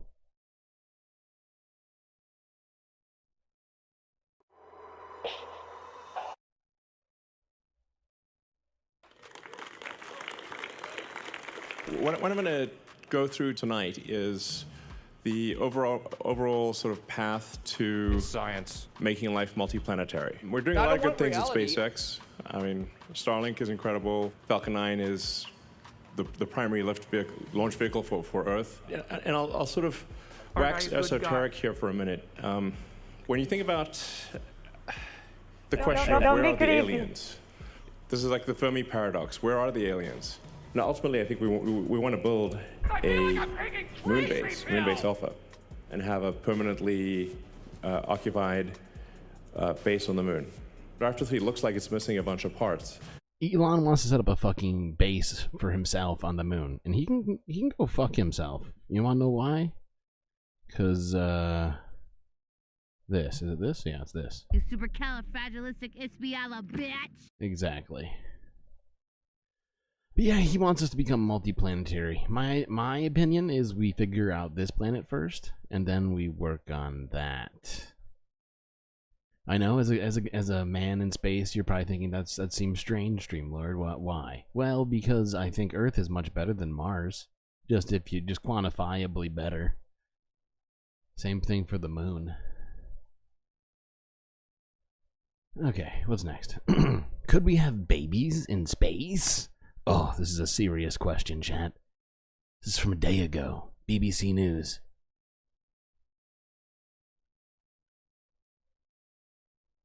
Humans will travel to Mars within the next couple of decades. That's according to NASA anyway. The ultimate goal? To live entirely independent of Earth. Scientists are already developing technology that will enable us to travel the incredibly long distances and keep us alive when we get there. But if we really want to inhabit other worlds, a major issue needs to be addressed. Can we reproduce in space? If humans had a base on Mars, we couldn't keep popping back 225 million kilometers, a journey likely to take around 7 months, to have children on Earth. Humans will need to have babies in space. Space babies. But space is a hostile environment for the human body, with high levels of radiation, something both sperm and egg cells are highly sensitive to. NASA recently sent the first samples of frozen human sperm to space. The frozen cells were successfully reactivated, but showed DNA damage and moved differently, which would likely reduce their chances of fertilizing an egg. More encouragingly, freeze-dried mouse sperm that spent several months in space produced a brood of healthy pups when fertilized back on Earth. Although the sperm DNA had changed, the damage was repaired upon contact with the female egg. For a fetus to develop in space, however, it would need to be protected from this harmful radiation. Its rapid growth rate would make a baby particularly vulnerable to genetic mutations, increasing the risk of childhood cancers. And perhaps as significant as radiation in the long term is time spent away from Earth's gravity. We know that low gravity causes astronauts' muscles to atrophy, bones to become less dense, and the quantity of circulating blood in the body to decrease. The first baby born off planet Earth will most likely be born on Mars, where gravity is about 38% of Earth's, which is... Okay, I think we get it. Having babies in space has a lot of complications. Not as easy as we might like to think. Sticking on space for a moment before we head on to some quick American politics stuff and then into global politics stuff. Let's watch this quick video on the solar eclipse that's going to be happening tomorrow. Full solar eclipse going across across the entire width, not the width, the height. I guess you'd consider it the height of the. It seems weird to think of the height as being shorter than the width, but yeah, it's definitely the height. But like going across the entire United States, as well as parts of Canada. What is next? Yes, let's watch it. Solar eclipse time, baby. Where you can see it. Roughly 32 million Americans live along the route that the moon's shadow will take as it goes across the country. Millions more pouring into towns and cities in the path of totality to get a first-hand view of the total solar eclipse. And for more on the science behind it all and what scientists will be able to learn from it, CNN's aerospace analyst Miles O'Brien joins us now. Miles, great to have you with us. Let's just start with the basics for everyone. What happens during a total solar eclipse? Well, Jessica, we're taking advantage of a coincidence that we don't know of any other planet and moon combination has, which is the moon is 400 times smaller than the sun, and yet the sun is 400 times the distance away. So, okay, we're not going to watch this whole thing. I'm just messing with you, chat. Just wanted to remind you people who are near the arc of the moon tomorrow to try and take a look up into the sky, but with the proper precautions. Don't go staring directly at the sun. That is not, Stream Alert is not telling you to do that. That is inadvisable. But try and catch it, if you will. It's at different times. It's very easy to figure out. Just Google it if you think you're in the area. And there will still be a partial eclipse tomorrow as well for much of the nation, to some degree. Well, more of the nation than there will be directly in the line of the full eclipse.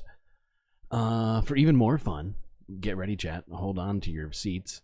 Let's watch this quick one, just because I love this as a person who has smoked a great deal of weed. This is right up my alley. San Francisco's first ever Weed Week to celebrate cannabis culture. Let's do it. Let's celebrate it. You and me, chat. Lawrence, thank you. A new experience is coming to San Francisco. SF Weed Week will feature some of the state's top growers and brands showcasing their latest products. Cron 4's Gail Ong joining us live in studio now to tell us all about it. Hi, Gail. Hello, Noel. The event will start on Saturday, April 13th, and go on until the Cannabis Holiday 420 in 7 neighborhoods around San Francisco. Hold on. Before we celebrate this, I gotta address this. Donald James X. You wore 4 sunglasses last time, and you were able to look directly at it. Okay. Technically, that might be true in some cases. I'm just gonna warn against those who would consider doing this. That is not the best idea. That said, since it sounds like you're already planning on doing this, my suggestion to you, Donald specifically, nobody else, just Donald, if you are planning on using this 4 sunglasses method of yours before putting them on your face, try turning the lenses and maybe like taping them all at the right spots. But because of the way polarity works in sunglass lenses, if you, depending on how, because oftentimes they're not set up the same, right? People will put the plastic pieces in different ways. They'll make them in different ways depending on the manufacturer. And so one way to get increased polarity is to twist the lenses in front of each other until you get the darkest the darkest shadow, if you will, or like screen. And so you could do that like 3 or 4 times and probably get close to. But once again, this is not a recommendation to anybody.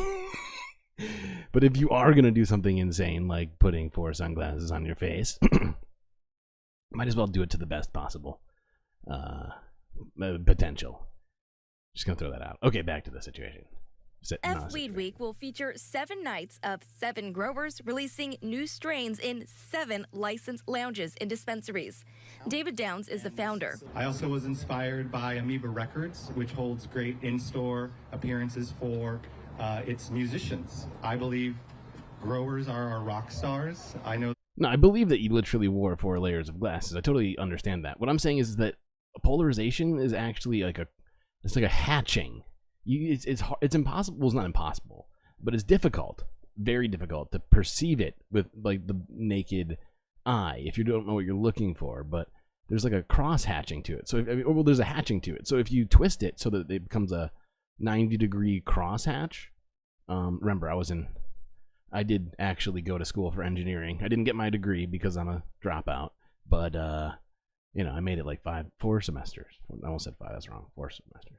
But point is if you get the cross hatches at 90 degrees, it will significantly improve your UV protection. Strains are our celebrities, and they deserve that kind of treatment. These lounges deserve to be packed, just like clubs, and these strain releases that you're going to see are all going to sell out. San Francisco Mayor London Breed joined the cannabis community Friday. Celebrating SF Weed Week is just like Beer Week and Restaurant Week and all these other things. As a matter of fact, Restaurant Week and Weed Week should be at the same time. Because what are you going to do after you finish smoking? You're going to be hungry. The mayor also addressing the cancellation of the official 420 event on Hippie Hill at Golden Gate Park, where hundreds of cannabis users light up for the holiday. Let's be clear. I love 420. We didn't enforce our no smoking in the park rules. We allow people to come together, and we're not saying it's canceled. The event is canceled. 420 is an organic event that has come together, not because the city says it so, but because of the community makes it happen. The mayor shared insight on what the cannabis industry can do for San Francisco. Okay. Actually, we're going to watch this whole thing. Fuck it. Project in 2024 and 2025 that it will project $789 million into a lot our of dollars. economy. Meantime, the inaugural SF Weed Week will kick off next Saturday at the Mission Cannabis Club, with San Francisco dignitaries lighting up a ceremonial first joint. This is what we all dream of. All of us legal operators in the city wanted an event like this, something that drives traffic in a cool way, in an engaging way, in an experiential way. They did it in 2002. It was dope. Is free.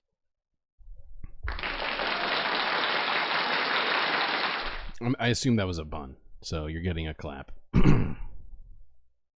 Okay, on to actual news, not environmental news or American. Well, the fact is American gun violence doesn't feel like news. Neither does the climate, because there's something I feel like we live with daily, and I would prefer it if we didn't have to. So let's keep trying to figure out solutions, folks. Although I do feel like we've kind of done something to some degree of helpfulness, perhaps, so far. Maybe I'm getting too optimistic. Anyway, this though is good-ish. This kind of stuff needs to keep happening more often for this kind of bullshit. Walmart's $45 million settlement. What to know if you qualify. 7 hours ago from ABC. Oh, I forgot to switch. Now to the class action lawsuit against Walmart. The company agreeing to pay $45 million to settle that lawsuit. ABC's Alexis Christophorus is here with what it could mean for some consumers and possibly some money back in their pockets. Alexis, good morning. You got shot at last night, Disco? My God. I hope you... Well, I would assume you seem to be okay. Well, good old America. You know, gun on every street corner, making us safer. For fuck's sake, man. That's some shit. Somebody tried to start a fight with me today. I came down to earth to grab some vapes and some drinks, and they tried to fight me. It was unacceptable. All right, good morning. Guess what I'm saying? This shit is popping out there. If you bought groceries at Walmart in recent years, the retail giant may owe you up to $500. Here's the deal. Walmart's paying $45 million to settle a class action lawsuit claiming the retail giant overcharged some customers for certain groceries bought in store from October 19th, 2018 to January 19th of this year. The lawsuit accuses Walmart of falsely inflating product weight. Boom. This is from 12 Rules for Life. This is exactly the kind of stuff we need to be happening here. Okay, folks? We need to be having more action against companies for artificially inflating prices. You know? And the fact is they've been able to do it because a lot of companies like Walmart have monopolies in the places that they serve, and it's unacceptable. Mislabeling some products and overcharging for certain clearance items, including meat, poultry, pork, and seafood sold. Oh, God. You just hit 40 likes? Holy shit, chat. Really, really good job. What do you want? What do you want right now? We got Neo, I think. Do we have Neo still? Neo up in here? Neo? We do have Neo? We have, who else is on the board still that I don't have to upload? Morty. We have Morty from Rick and Morty. We got Neo. There's other options, technically, but me going through all the options is going to be difficult. So give me a 1 for a Neo, or 2 for a Morty. You know what, chat? Fuck it. It's Sunday Funday. You get both. Don't even vote. I don't care. I'm not gonna force the vote. We're just gonna anarchy. You want Cisco? Cisco's at the bar. Cisco's at the fucking bar. Okay. That's where Cisco basically he lives. He has like a cat in the back.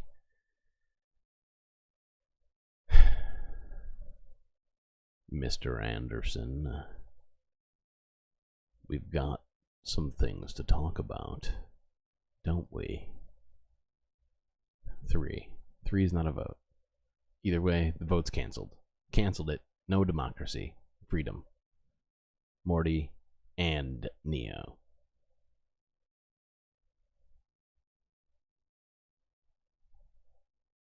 And in fact, I think we're just going to start calling him Mr. Anderson.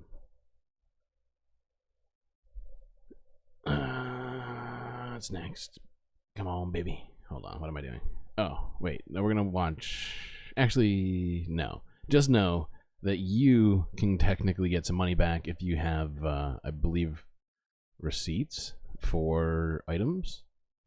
Or at least some sort of record of having paid for things at Walmart. I don't know exactly how it works. But look it up, and you might be entitled money from Walmart for being... exactly the thing that we've all been saying. Just a bunch of corporate opportunists who saw the pandemic as a way to jack up prices artificially and create inflation that didn't exist, and then fearmongered about that inflation as if it was somebody else's fault. This happened earlier today, 9 hours ago, 9 hours ago. Engine cover rips off as Southwest flight takes off from Denver International Airport. This is from Denver 7.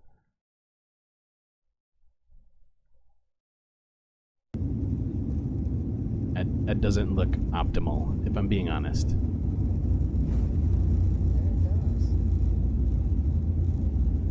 Granted, I've never made a plane before. I don't think that's supposed to happen.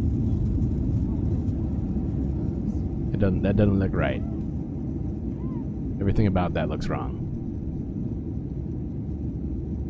I don't know why this person isn't screaming. Oh, real quick, just checking in with you, chat. If that was you, you're sitting there, you're fucking filming this shit, why aren't you straight up... Would you, like me, be screaming, saying, "Hey, stop the fucking plane, please. We got a problem over here." That's me. That is just me. I see something, I say something. Oh God, that's the worst phrase. Forget. I take it back. Can't believe I just used that phrase. Oh, it's too late now, chat. See something, say something.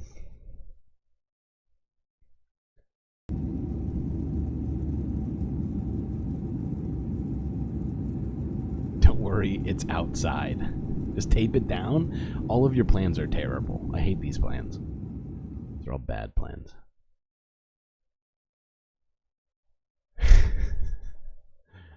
Yeah, not great. And literally, there's like a 9 out of 9 chance that it's a Boeing plane.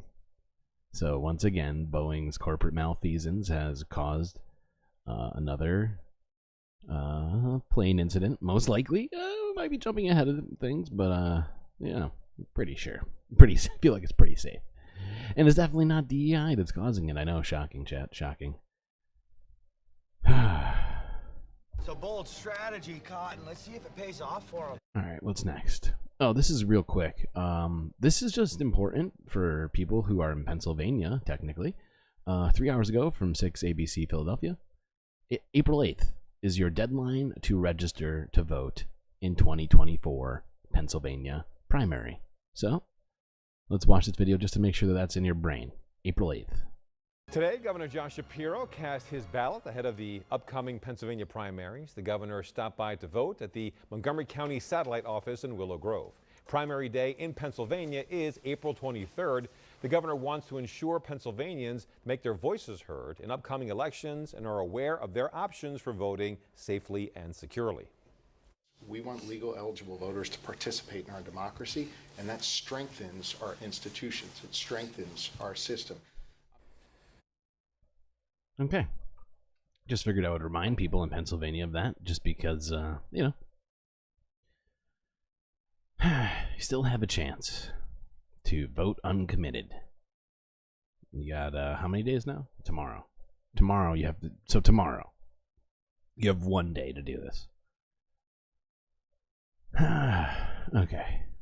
What's next?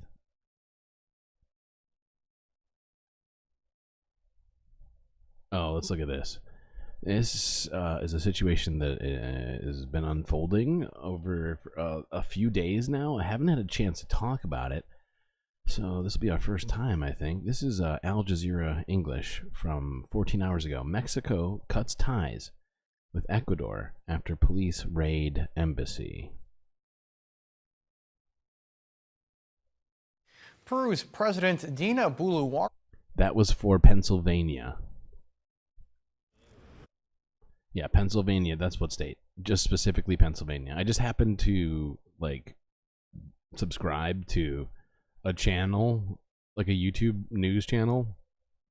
A lot of them happen to be ABC. But basically, like, a news channel from nearly every state. Not quite. I'm trying to get there. But it does help in terms of just being able to cover the whole country.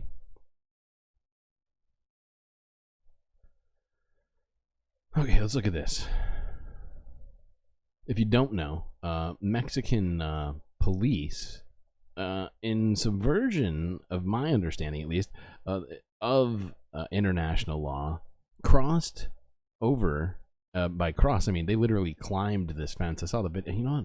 Maybe I should get that video. Oh, fuck it. Maybe we'll do it at the end of this if we need to. But yeah, they basically, literally, in the middle of the night, climbed over and extrajudicially arrested the former ambassador? Or the current ambassador of Mexico? It's something like that. I'm sorry, Chad. My details are getting mixed. Let's just have them explain it to us.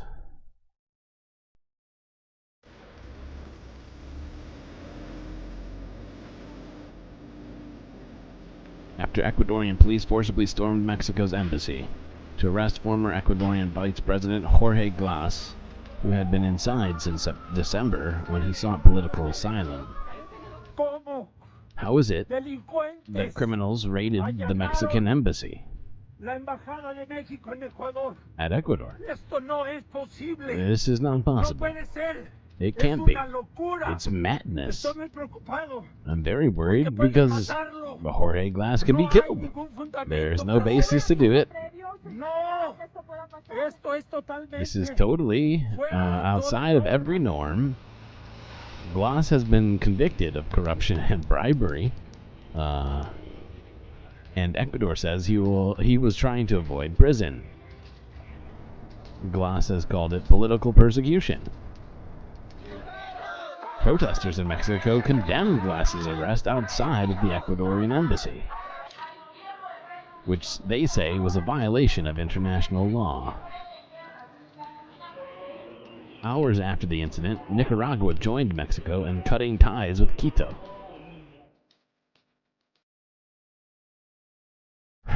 Okay.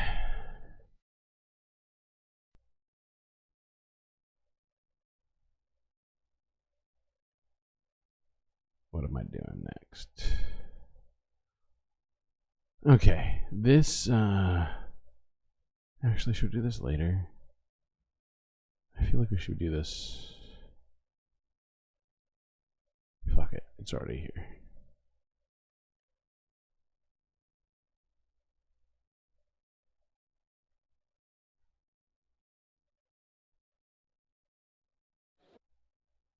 Okay, let's watch this France 24 English video. This is going to tie up with something that we're going to watch a little bit later. Actually, where am I at right now? You know what, chat? No. We just left America, and we've done a ton today. So I am going to actually take a quick break, leave you in the hands of all the sweet people here at Galactic Pool. While I take a quick break. Just want to say I appreciate all of you coming out to the stream today. If you haven't already for some reason, hit that like and subscribe button, as it's an entirely free way of helping support the Galactic News Network do what it do. If you want to be even more supportive of my work here, well, you can become a Galactic Patreon member, where a landslide of benefits awaits by clicking this Patreon link in the chat. Be right back.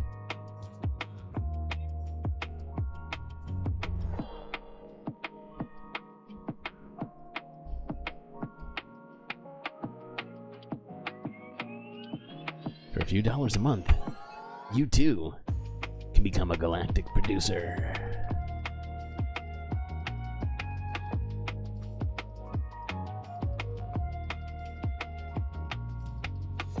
Now, I don't want reality.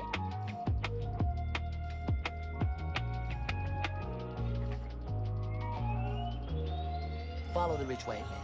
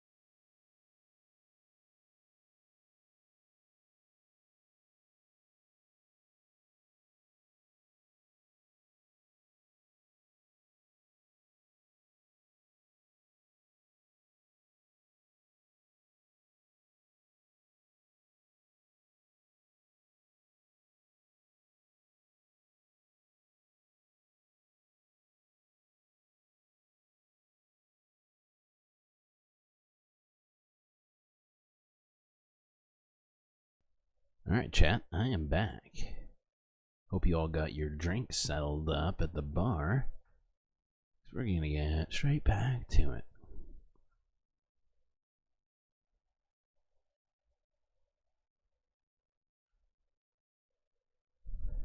Oh, okay. What? You need to help me with my Discord? What? I don't know what that means. I feel like my Discord's doing fine. I think I've set it up reasonably well.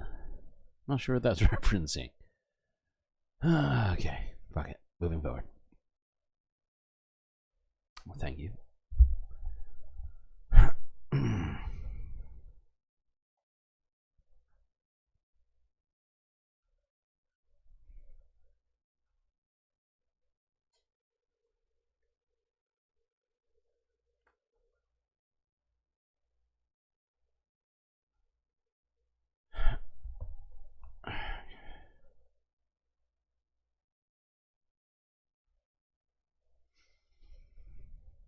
A reverse rickroll. I like that. Oh. God. Space sickness. Ugh, made me feel really gross. My throat still kind of hurts from puking. Oh, fuck. What is my next fucking video? Focus, Streamlord, focus. France to invest $400 million in Rwanda in effort to renew ties. This is France 24 English from 19 hours ago. And I'm going to point this out. I think we talked about it yesterday because I believe it was the official day of remembrance of the Rwandan genocide. But yeah, that is part, I believe, of the catalyst for this. A few days ago, French President Emmanuel Macron published a statement in which he said that France and its allies could have stopped the 1994 genocide, but lacked the will to do so. Now, that was huge in Rwanda. People that I've spoken to here have said that they appreciate these steps taken by President Emmanuel Macron to improve relations with Rwanda, but they are hoping for an apology. Now, that statement that he made a few days ago was a snippet of a video that's going to be published later today. And as I say, Rwandans are hoping that in that video there's going to be an apology. But that's not very likely. It's more likely that the French president is going to take a similar stance to the one he's taken over the last few years. And that's to acknowledge France's mistakes during that period, but to not apologize, because that could open the door for demands for reparations, not just in Rwanda, but elsewhere as well. Despite not apologizing, the French president has made very important steps in improving relations with Rwanda that was sour for 25 years after the genocide in 2021. Granted, it wasn't... well, it kind of was France's fault, if I'm being perfectly honest. It's hard not to say it's not, like, almost directly France's fault. They basically, to some degree, created the ethnic minorities, being the Hutu, fucking hell, god damn it, the Tutsis and the Hutus, I believe that's the correct, man. I wish I was better. I wish I was better. Anyways, oh, they're literally in front of me, the Hutu and the Tutsis, god damn it. There we go. The thing is the according to some, and it's slightly disputed, as the history in Rwanda goes back literally, like, I think like 10,000 years was when the first people are recorded, or at least of the people that are currently in Rwanda are recorded to have showed up to the land. And the Hutus and the Tutsis are actually, what some suggest, are essentially the exact same ethnic group. And this part, for me, I didn't quite understand until more recently. They literally were divided by class, by their jobs. These people immigrated to the area, like, I believe, like a couple thousand years ago, or like a long, don't quote me on that last piece for sure, but like a long ass time ago. Actually, no, I don't think it was that long. I take it back. I think it was like hundreds of years ago. That sounds more right. And then the French essentially separated them by jobs, created a class distinction between these people, and essentially like laid the seeds for the genocide that ensued later on. Now, some people dispute this, and so, you know, you do your research, but that's my estimation of the situation. He put together a group of historians who later published a 900-page report, Le Rapport Duclerc. In that report, the historians found that France had played a significant role in enabling the genocide to happen, notably by supporting the then Hutu extremist government. Now, as you said, the French president will not be in Kigali for these commemorations. He instead sent the French Minister of Foreign Affairs, Stéphane Séjourné, who last night gave a press conference in which he announced that France was going to be investing 400 million euros to Rwanda over the next 5 years. That money is going to be spent to support Rwanda's environment, health and education sectors. Okay, what's next? Oh, slow down. It's election day in Poland. Okay. Technically it was French news, even though it was relating to Rwanda. As, if you didn't hear it, they'd just given they've invested $400 million. And I hate, and euros, excuse me, 400 million euros. But I hate that word. Whenever France talks about investing in Africa, it never goes well for the country, and especially the people who are being supposedly invested in. by France, so I'm very dubious about that. Especially considering their track record with the IMF and everything else. What am I gonna do with these kids?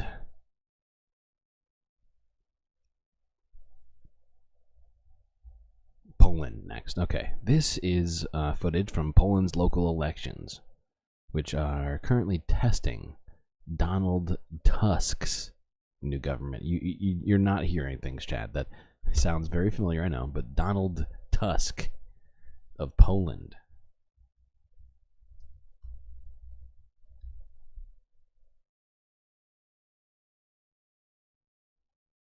Go. Millions of people are voting for mayors and representatives to local and regional governments.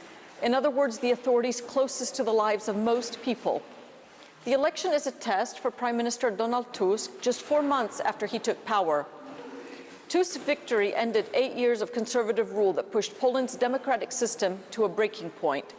But it hasn't been easy for Tusk. In just one example, his promise to liberalize the country's strict abortion law is being hampered by conservatives in his own coalition. It's happening everywhere, folks. Tusk's party and the opposition conservatives are the dominant groups, and they are running neck and neck, according to polls. Runoff votes are expected in 2 weeks in cases where candidates for mayor don't reach 50%. Okay, chat. Well, I honestly don't know a hell of a lot about Polish politics, but my understanding is that Tusk, I guess is how she's pronouncing it, where Donald Tusk is being challenged in this election currently, as well as some of his other governmental allies. They are the left wing of Poland, to my understanding. At least a very I guess I would say they're like the Democrats of Poland. I don't know 100% if they're the real left. I don't know enough about Polish politics to be able to make that estimation entirely. Or about Donald Tusk. I couldn't even pronounce his name correctly, so I'm trying. He seems like an episode of Rick and Morty with I don't know. It's too complicated.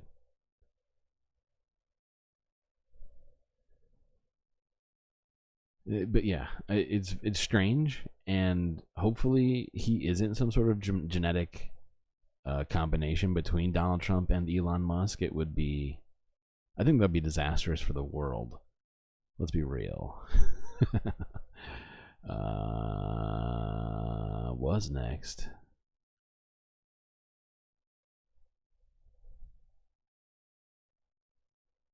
Oh, okay, on to Russia and Ukraine. Russia strikes Kharkiv. At least 4 people have been injured. This is from 9 hours ago, coming out of Al Jazeera.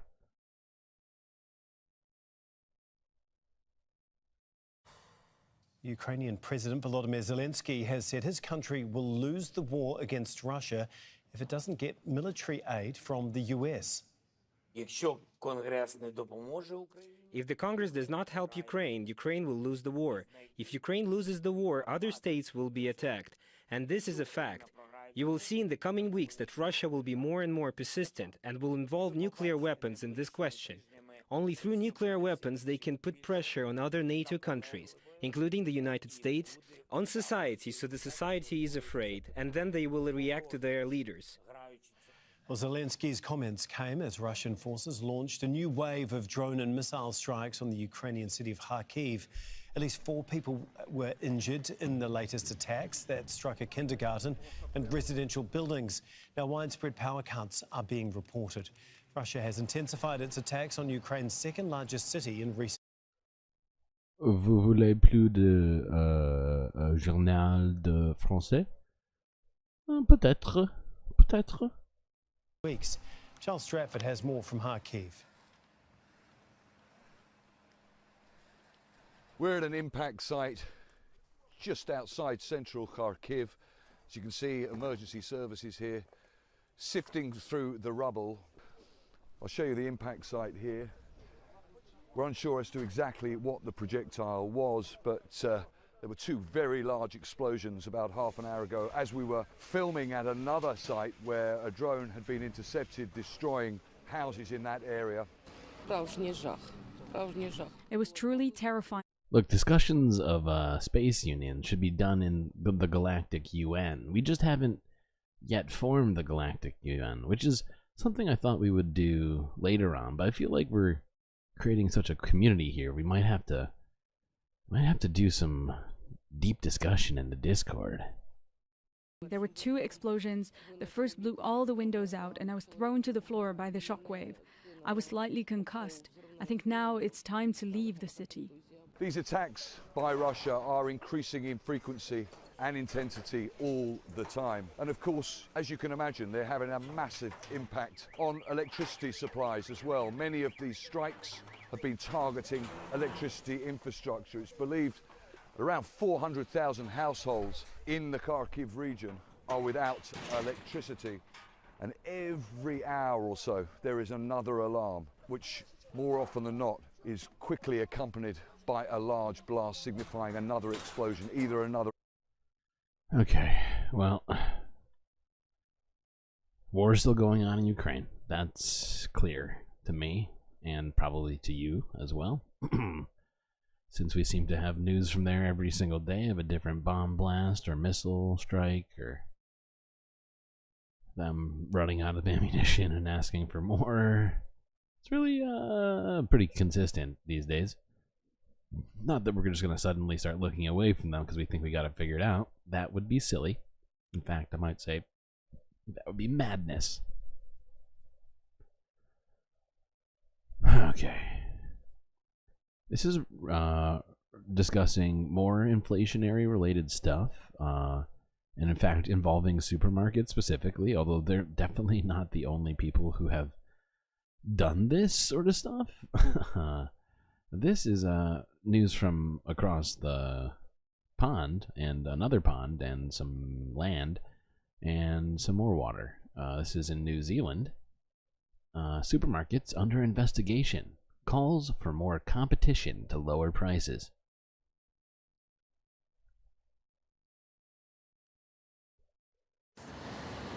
New Zealand is in a recession. Money is tight for many, and more than anywhere, that's being felt in the supermarkets.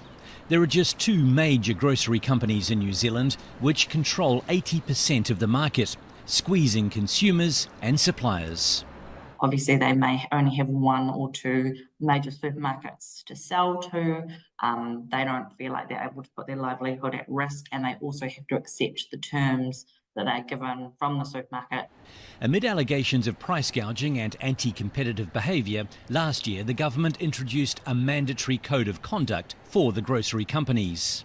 There have been many complaints against supermarkets both here and in Australia, including advertising special discounted prices on products which are later found to be more expensive than the original price. Oh my god, later found to be more expensive than the original price. Weird. I wonder how that happened. I can't wrap my mind around it, chat. It's too crazy. It's too crazy, I say. Won't live with it. You won't live with this insanity.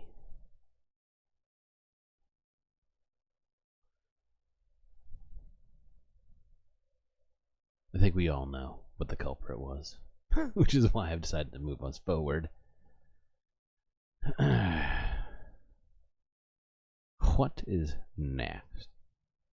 Oh, okay. Yeah, well, we are in Asia, but let's loop us back around here to India, where a land dispute over uninhabited Sri Lankan island has been claimed by India, and it's causing some problems.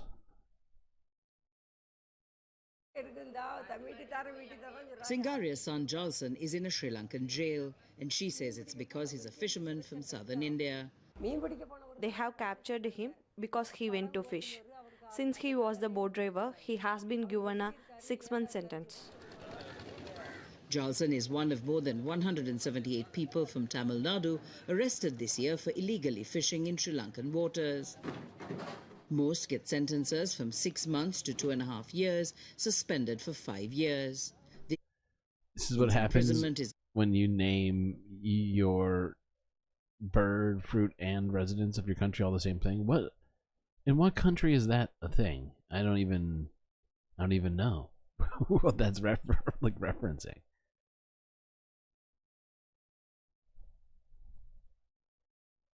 Okay, let's watch a little bit more of this. For repeat offenders. Hundreds of thousands of families are dependent on fishing here. It is only for our livelihood that we cross the border. We are not doing it on purpose. Even the government is aware of it. The growing number of fishermen being jailed has led to protests in South India. The community says they have fished in these waters for generations. But the problems began when India ceded control to Sri Lanka of the island of Kachetheu and surrounding waters between the two countries in the 1970s. This annual feast on the island draws thousands of Indian fishermen. My God. They're all Kiwis. Holy shit, you just broke me inside, Schmegley. Wow. Not only was that informative, it was mind-melting. Whew. Gotta give you one of these. Their families, but this year they boycotted the event. As campaigns heat up ahead of general elections starting in India this month, politicians are weighing in on the tensions. Prime Minister Narendra Modi has accused the opposition of being callous towards Kachetheu, saying, quote, "It has harmed the interests of our poor fishermen and fisherwomen in particular." Sri Lanka has dismissed the rhetoric as politically motivated. India has an election now, and this kind of statement comes during elections. Indian fishermen operating in its territory. Okay, so I think we get it. It's a little bit convoluted, but India ceded, or there was disputed land, an island specifically. India acquiesced and said, okay, Sri Lanka, this is yours. And then have recently, due to political pressures, are now trying to divert attention to this instead. And as we know, Narendra Modi is a hugely problematic person, even though he's been touted by a great number of different people as being just a fantastic leader, burgeoning democracy in India. No. Well, unless... I mean, I guess in terms of the democracy part, I don't know. But in terms of the genocide part, and in terms of the extreme nationalist sentiments like this, where they're trying to take land back out of the blue from other countries, first off, I think we need a lot less conflicts happening near and around the Indian Ocean. That's just me. Already got enough happening. We don't need more. Where are we? Okay. Kind of doing a loop. I don't know why I did it this way. We're going back to talking about Rwanda. This is from Al Jazeera English from 9 hours ago. A week of mourning in Rwanda to commemorate 30 years after the 1994 genocide.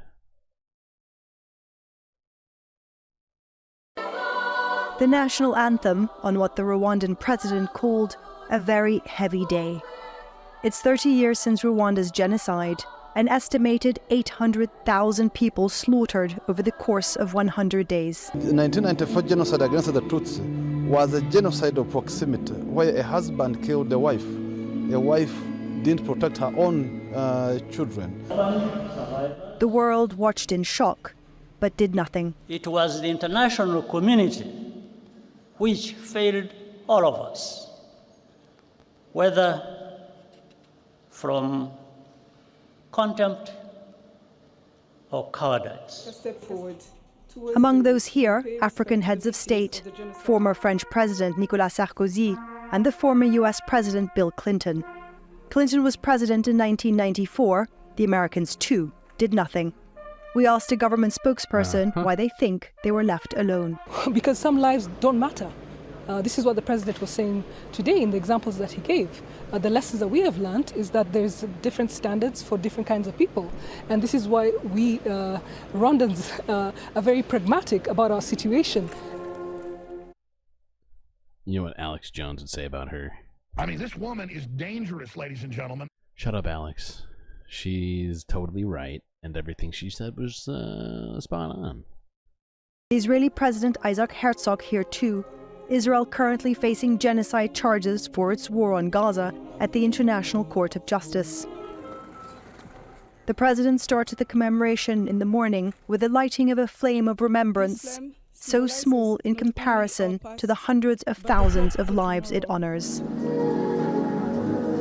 It has been a long and painful process to reconcile, to forgive, and to trust, and we're told it's a constantly evolving process.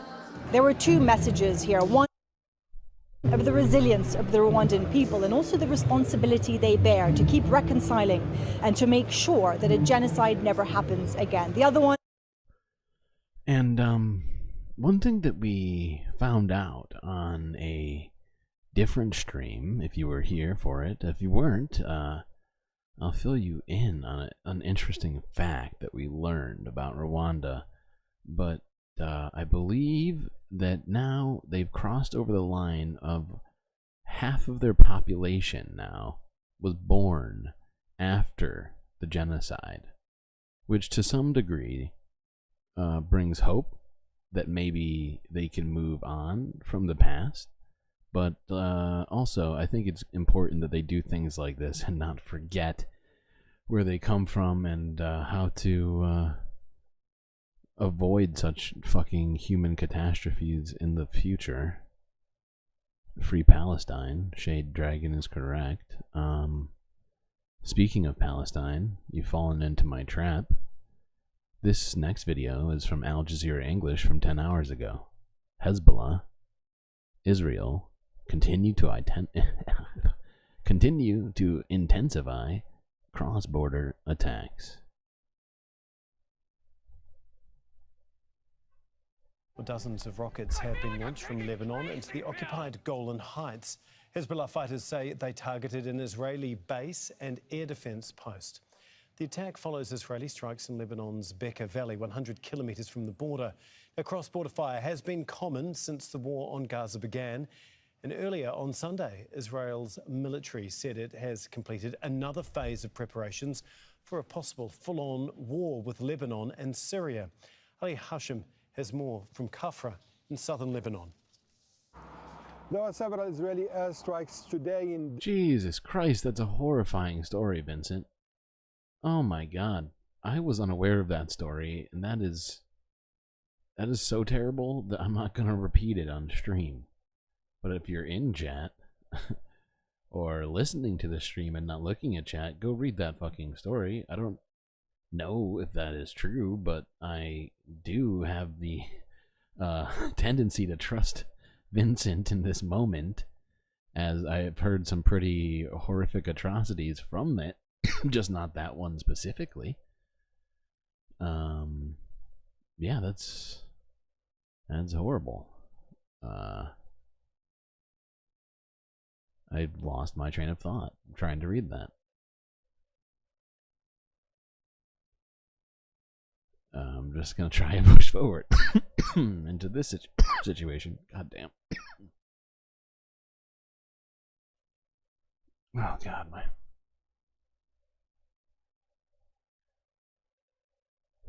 Jesus. I puked so hard. Like, the space sickness got me so good that, like, my throat, like, the muscles in my throat are, like, in pain right now. Oh, God. Okay. Back to this. Lebanon and Israel continuing to fight. What just happened to my mouse? Different areas of South Lebanon, from Khiyam in the east to Tura in the west, and also in Hasbaya and Kfar Kila. This just gives an indication how the situation in Lebanon has been evolving since 6 months when this conflict started. Oh. Yesterday only there were 7. That's what I was going to say before we get too deep into this situation. I was gonna point out that if you analyze it, right, like the genocide that happened in Rwanda, it's like a sub point, but kind of an important one, I think, and it's really just, you know, kind of coming to me right now in this moment. The genocide was essentially created by like classist, capitalist, Western ideology, of like sort of hegemonic, broad brush decision making for other people, and it essentially created this whole situation. You know, the people aren't significant. There's no real difference between them. Although there's some tribal shit that I don't necessarily have full grasp of, but when you boil it down, it genuinely, the classes were created by the French, and the whole situation by way of capitalist forces, and it blows my mind that something that horrific could come from it. But you know what? We are in the situation we're in, so maybe I should stop being so skeptical. Attacks in the Bekaa Valley, 100 kilometers from the border, and this gives us a kind of an understanding of how the dynamics have been changing over the past months. There are more than 100,000 people now displaced from the border area, where at the beginning the conflict was contained, but now we can't say that it's anymore that situation. It's not anymore contained there with, as we've been saying, attacks in the Bekaa Valley, and also Hezbollah on the other side, trying to expand the front horizontally, whereas it's targeting military bases in the Golan Heights, which is also something unprecedented in previous wars. Over the past 6 months, there have been more than 50 civilians killed, along with hundreds of Hezbollah and other militants, fighters also killed. So yeah, Lebanon is, as you can see very clearly, not being spared from this situation, this fucking all-out just travesty of a war that Israel is waging on the entire region now.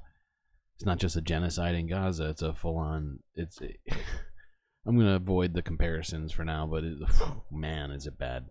This shit is fucking ridiculous. This next story, I think this next story should give us all context of how far we've come in this in this war against propaganda coming out of the mainstream media regarding the genocide. This is MSNBC with a title that should have started months ago, but death by starvation is slow and cruel. Famine is projected to take hold of Gaza within weeks. This is from MSNBC from 7 hours ago. Ali Velshi. Alright, Ali. When a person is deprived of food for a prolonged period, meaning they're not taking in enough calories to keep up with the body's energy needs, starvation begins to set in.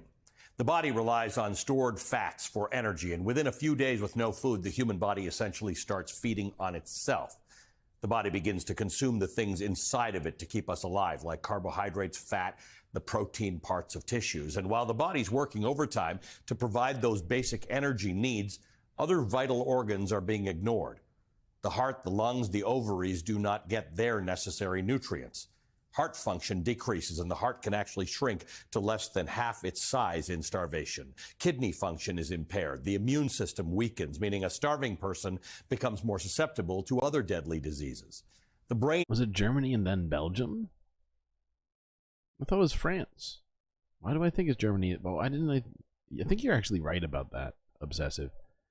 The second you said that, I'm like, you know what? That sounds way more correct than what I've been saying. Why am I wrong about stuff? Hold on.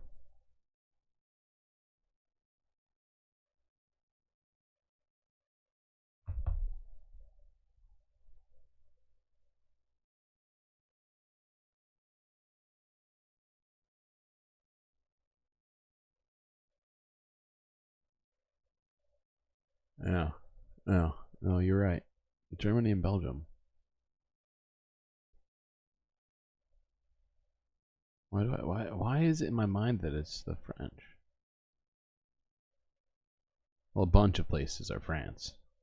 It's most of sub-Saharan Africa. That's partly why. Why in my mind is France.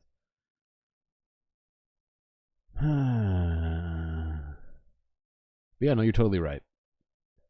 France just feel now that I think the reason that I had it in my head as France is because of that video we watched regarding them giving $500 million to Rwanda. But you know, I think it's like residual guilt for the rest of Africa, and they're just kind of like, oh, this is the worst situation. We might not have directly caused this one. But thank you. Yeah, it was Belgium and Germany. It's hard to keep track of all of the early colonialist things, if you will. Maybe some people in chat, it seems like some people in chat are maybe better at keeping them in their brains than I am, but I do appreciate your correcting me. What is next? Oh, yes, this. Is deprived of the proper energy it needs to function that causes mood swings and difficulty concentrating. Eventually, the body has nothing left to scavenge except for muscle and bones. You become gaunt and weak. There's an ache that comes with extreme hunger, which causes acute physical and mental distress. But that doesn't last long, because your body's already wasted away and soon your heart will fail. That is death by starvation. It is a slow and cruel death. Right now, the entire population of Gaza, 2.2 million people, do not have enough available calories. Half the population, 1.1 million people, are on the brink of acute starvation, and famine is projected to take hold in northern Gaza anytime between now and May. This is all according to a UN-backed report by the IPC, the Integrated Food Security Phase Classification. That assessment was from mid-March, by the way, and less than 3 weeks later, the situation has escalated dramatically. In a government cable obtained by the Huffington Post, a group of humanitarian experts from the U.S. Agency for International Development are warning that famine is already likely happening in parts of Gaza. It goes on to say that the spread of hunger and malnutrition in Gaza amid Israel's offensive is, quote, unprecedented in modern history, and that the pace of hunger-related deaths will accelerate in the weeks ahead. Famine is not a word that is thrown around lightly. In fact, historically, famine is incredibly rare. Famine is more than hunger. Famine can last a lifetime. It leaves scars on a nation's development for decades. It breeds even more instability and violence. It perpetuates a vicious cycle of poverty, forcing the famished nation to be dependent on other countries for aid. For the children who face starvation or malnutrition and survive, their brain and body will not develop as they should. An entire generation stunted. When a famine is declared, it means people are already starving to death. It means children are already going hungry. By the time a famine is declared, it's already too late. By the time the world sees the images of the emaciated children, nothing but skin and bones, it's already too late. By the time desperately needed aid arrives, it is already too late. But hey, at least famine can't last forever, because the effect... I gotta say, it's first off, it's about fucking time, MSNBC, that you start making videos like that. And in fact, on the same note Ali Velshi was just taking, I'm gonna take I'm taking note from that and say, MSNBC, you might be too late. This is just coming from me, a humble space journalist, but you know, it's been so fucking long, and it's been literally 6 months, and MSNBC for months, what felt like an eternity, while watching a genocide unfold, they kept pushing Israeli propaganda like it was fact. Okay, let's listen to this amazing interview from 2 days ago that, well, let's let them say it. Here's Norm Finkelstein and Mark Lamont Hill on Al Jazeera.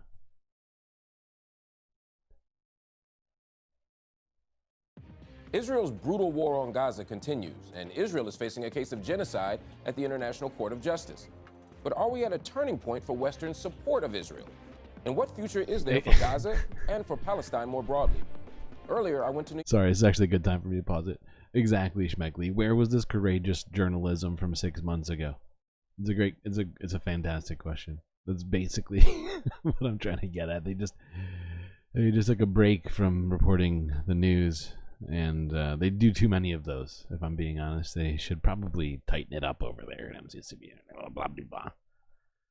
to speak to one of the foremost scholars on Israel-Palestine, Norman Finkelstein.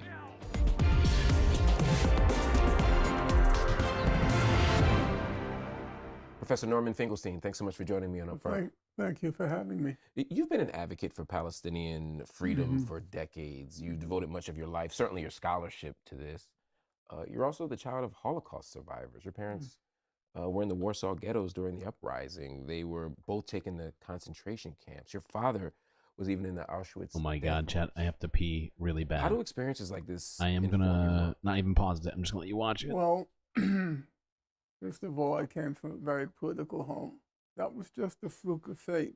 You know, other people who survived, they weren't steeped in, immersed in, passionate about politics. My parents were. Actually, I'm not sure if this is the best way to begin the interview, but my parents had a very turbulent, tormented marriage. I think both of them never really recovered from what happened to them and what happened to their families on both sides. Every member of the family was exterminated. And so it was not a happy marriage. But I remember my mother once saying to me that for all the horrors of the marriage, we never disagreed on politics, meaning she and my father. And they had very strange politics by current standards. They were both fanatically pro-Soviet, pro-Russian, because they looked at the world through the lens of the Nazi Holocaust. And the Soviet Union defeated the Nazis. There's no question about that. 90% of the German troops, the army, they were fighting on the Eastern Front. My parents were fanatical Stalinists. Long after the Soviet Union had distanced itself from Stalin, the famous speech by Khrushchev in 1956, my parents would not brook any criticism of Stalin till their death, till their last days, their last breaths. And I think they were probably the only two Stalinists left in the world. It was very funny when let's say when I was in 7th grade. The last Stalinists. The teacher, sounds like a comedy. And we were discussing World War II, and I didn't know better. I was defending Stalin and Russia and singing their praises. I remember the teacher, Mr. Abramson, he said that, you realize how many people Stalin killed? So what do I know in 7th grade? So I went home and I said to my mother, do you realize how many people Stalin killed? And she said, well, Stalin said that this generation is going to suffer, but the next generation will live better. Next day I go into school, raise my hand. Stalin said this generation will suffer, but the next generation will live better. So Mr. Abramson says, in other words, you're saying, Mr. Finkelstein, he did call us by our surnames. He said, in other words, Mr. Finkelstein, you're saying that the ends justify the means. Well, I didn't have a clue what that meant. But I went home and I said to my mother, in other words, Mom, you're saying the ends justify the means. And she said, well, in this case, yes. And I went back and I just repeated it. I hadn't a clue what I was talking about, obviously. So you've been riling people up for years. Well, I wasn't intentionally doing it, but you understand that at that age, you're very influenced by your parents. Yeah, absolutely. I remember in 6th grade, it was 1964, and it was the presidential election. It was between Lyndon Johnson and Barry Goldwater. And my parents were very, again, 64, before being anti-war was popular. They were very anti the Vietnam War. And I came to class one day and I raised my hand and I said, well, in my opinion, President Johnson is belligerent. Okay? The teacher said, sit down. You don't even know what the word means. I think I've heard you say something like that in interviews before. I've been watching on the internet lately. Let me ask you something, though, because you are a controversial voice, clearly since middle school. You're one Grade school, I'm correcting you. You're one of the leading scholars in the world on this topic, but you're also one of the most controversial ones. I mean, you've been called, quote, the foremost Jewish anti-Semite on planet Earth. Some people even call you a Holocaust denier. Why does your work generate these types of responses? I think it's a kind of paradox, to tell you the truth, because as you well know, my actual political opinions are very conventional and well within the mainstream. For example, long after the whole of the left went over to this notion of one state, I was still advocating two states, whereas the whole left was trying to anchor their thinking in things like settler colonialism and this and that. I was very firm in just repeating what international law said. I thought that was the best vocabulary to try to reach a broad audience. So the controversial part comes, I think, from, there's a certain element of, I will say, fanaticism to me, which is I read everything. Oh, a certain level? And I'm ready to cite chapter and verse in it. The guy is obsessive. Everything. But the fact is his obsession is, in a way, like his existence is like a living history of Palestine at this point. So I don't give my, so to speak, adversaries any wiggle room.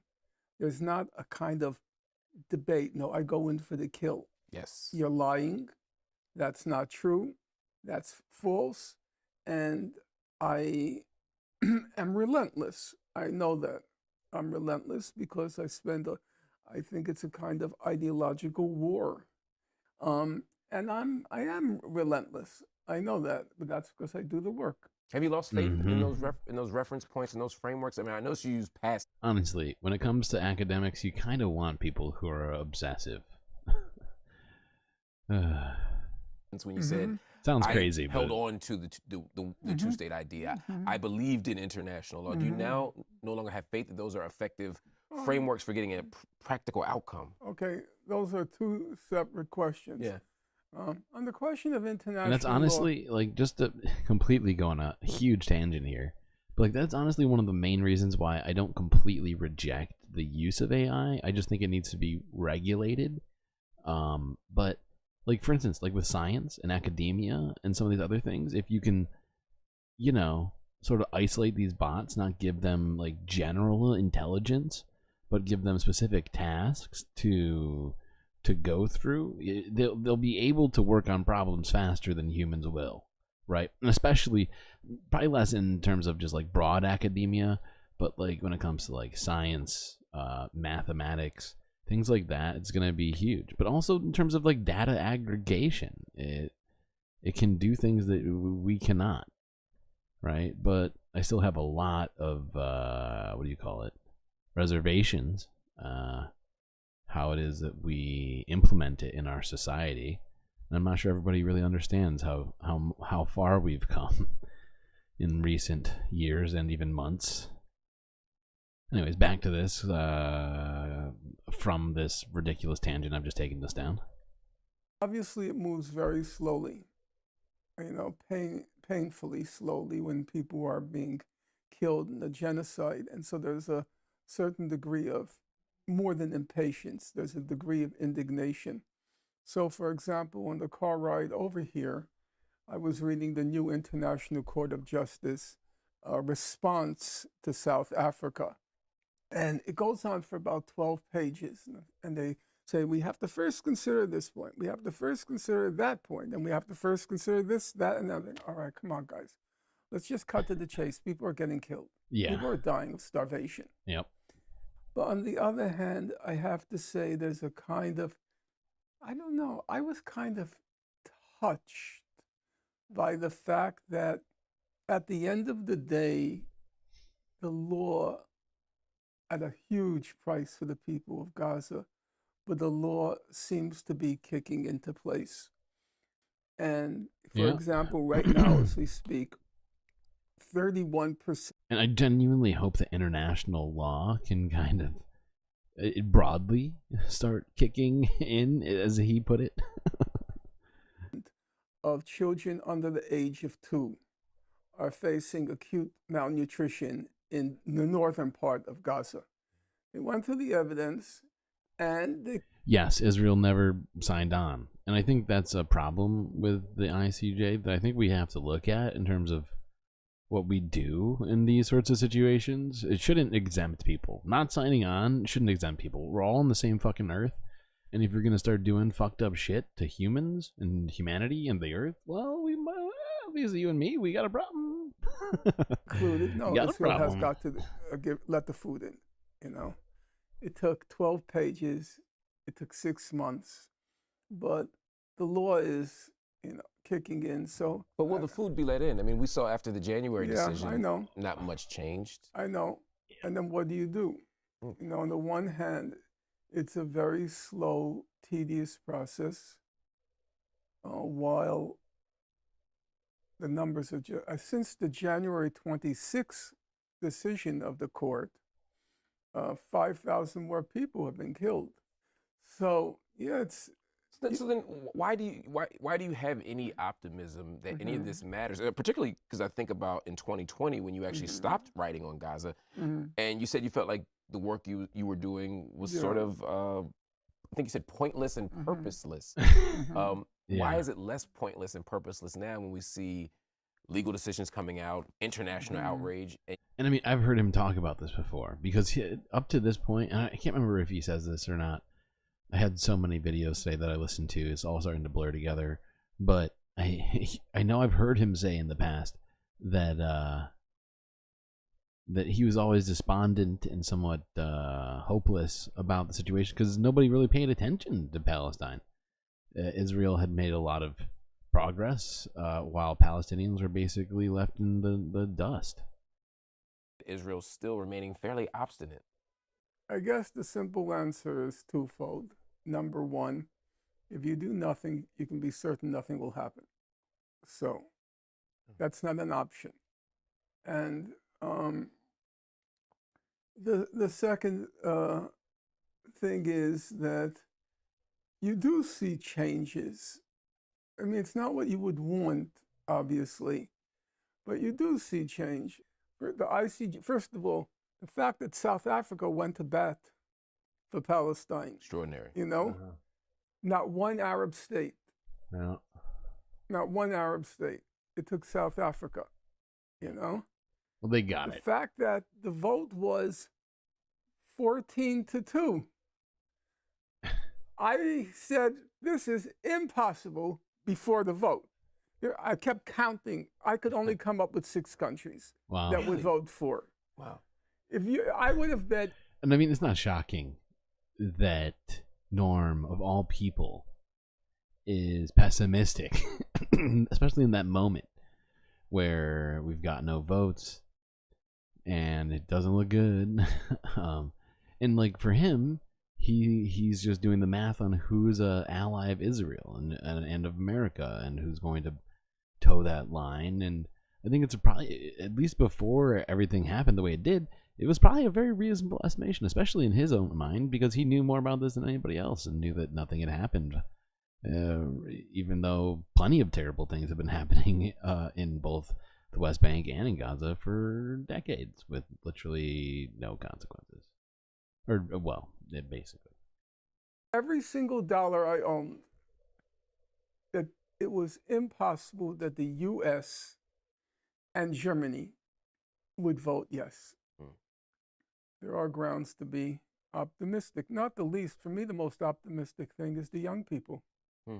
If you had told me that people were going to keep coming out for demonstrations week after week after week after week, for 6 months, I would never have believed it. The tenacity, the conviction, you know, it's really an extraordinary sight. I gotta say, if any of you have been out there, I just want to give you one of these for your dedication. everybody else who hasn't been able to make it but has been here for these streams and other pro-Palestinian streams, it's for you too. To behold, somebody said I was at a demonstration 3 weeks ago. It was at Washington Square Park in Manhattan. It was pouring rain. And it was a Saturday. And there were about 50,000 people there. And they were all around 25. I was an age cohort of 1. And then there was a gap, literally, there was a gap of 40 years, Wow. And then after it was over, a lot of people went down to the subway to go home.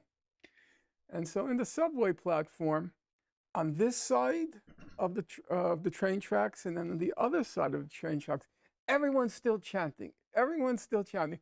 If you know the scenes from the civil rights movement in the United States, how when they were in jail, they kept singing and they kept chanting and they kept singing and they kept chanting. And it was like these young people, except there's one difference. The people in the civil rights movement were fighting for their own rights. Right. These were young people fighting for Gaza.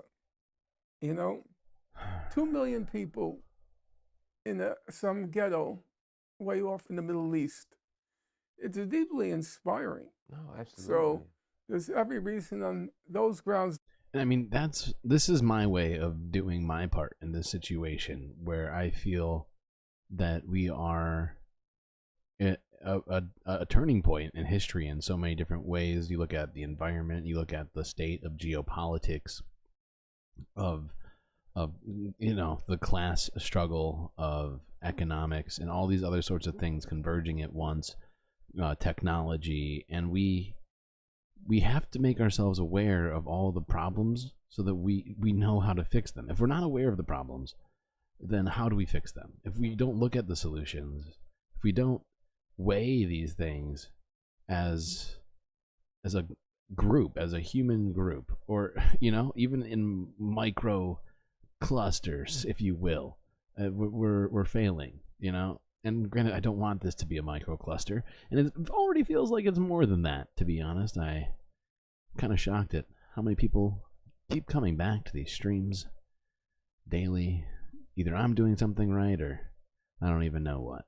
Anyway, speaking of, somebody in this chat said that you better go watch the whole video, and I'm going to say the same thing to you. I'm not going to watch the whole thing, but I just thought it'd be good to watch about 15 minutes of that there. Norm, as always, and on Palestinian things, 100% right.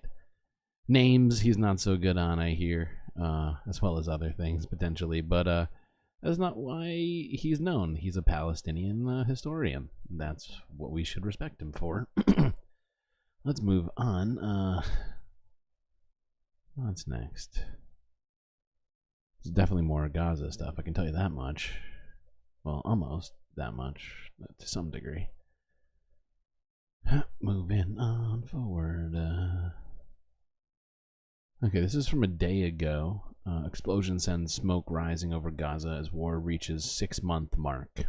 And yeah, today, at the beginning of this stream, it was the 6-month mark since October 7th, as it was April 7th, just hours ago.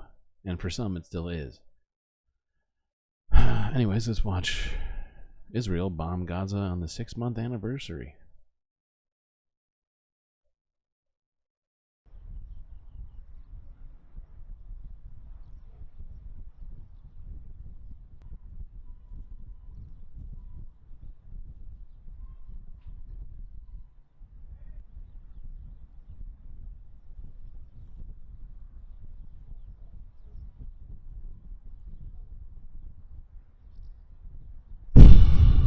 Fuck you, Israel. Stop this madness, please. This is nuts. Why is this still happening?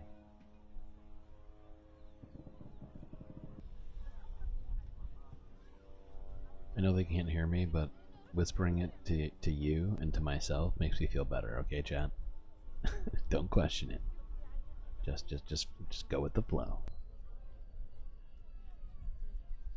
Please stop. Okay. Laugh or cry. Those are the options right now. Al Jazeera English 3 days ago. So next few videos are going to be about protests. Some in Israel, for different things, honestly, to some degree. One in Washington, D.C. But let's start with this piece from Al Jazeera English from 3 days ago. Why I'm protesting against my Israeli government.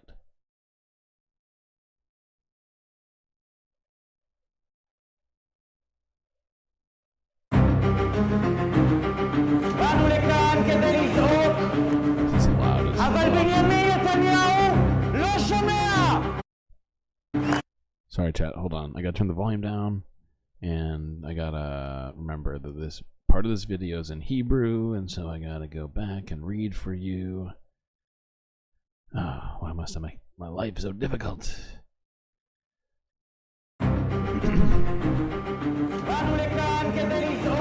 We came here to shout, but Benjamin Netanyahu doesn't listen.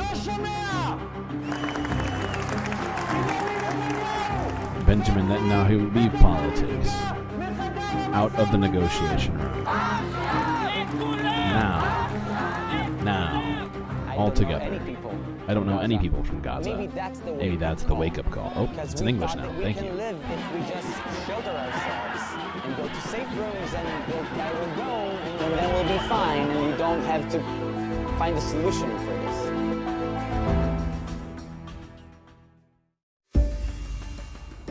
So we got the news that 2 hostages were rescued in a military operation.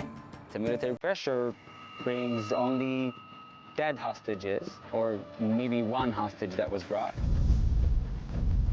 I hate the fact that people are right now dying on the other side of the border.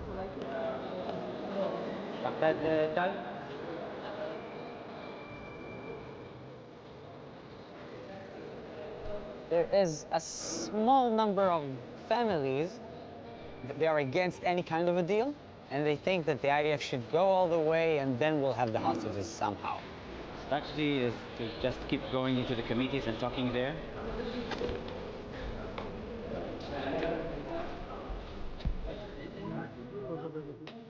שלום. נו, יפה, את רואה, אמרתי לך שתבוא.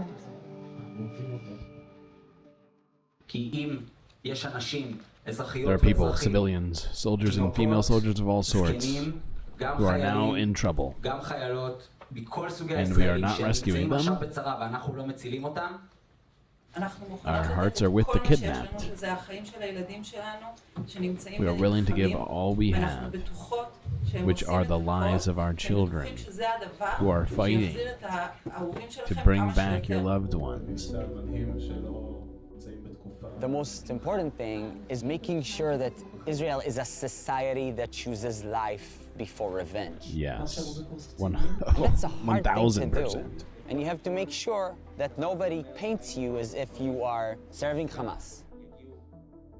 If we don't work wisely, we might lose life.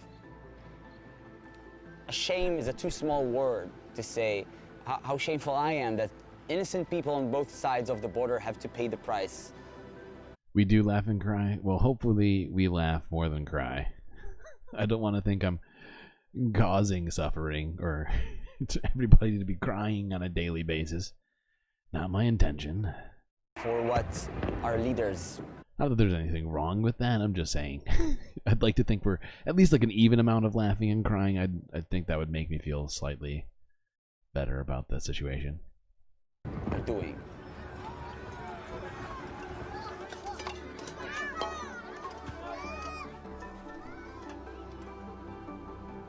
Oh, God. I get it, though. I totally get it, Began. My mother grew up in Berry, and I was visiting that place since I was a few months old. We know that Gaza is right there. I never felt scared. For me, it was just like heaven.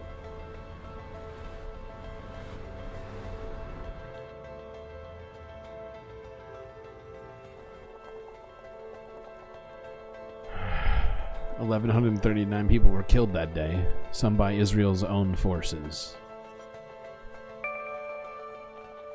Now, I don't want reality.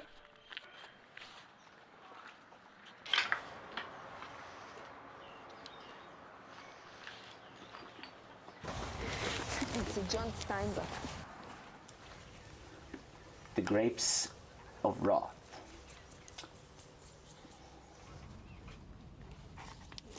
Okay. I think that gives us a pretty clear picture of what I wanted us to just look at here. Because there are, like we've been saying, some Israelis who are neither protesting based on their faith, like the Orthodox, not protesting only for the hostages, but who are genuinely protesting in an anti-war stance. But they are few and far between. They are demonized in Israel, marginalized in every sense. Well, not every sense, but you get what I'm saying. They are pushed back to a degree that I personally wouldn't want to do it. I'd be genuinely scared considering how Israel is. I mean, shit, it's worse than America. They're just giving guns out to everybody. I'd be genuinely scared for my life. But yeah, I mean, it's a courageous thing to do in a country that does not want you to be doing what you're doing. Okay, moving along. Your nephew once said, "It's weird to not be weird." So true. Your nephew is wise. Monop is correct. Alright, let's watch this from 6 hours ago, where in Washington, D.C., a rally has come out to mark the 6 months since Israel started its genocide in Gaza.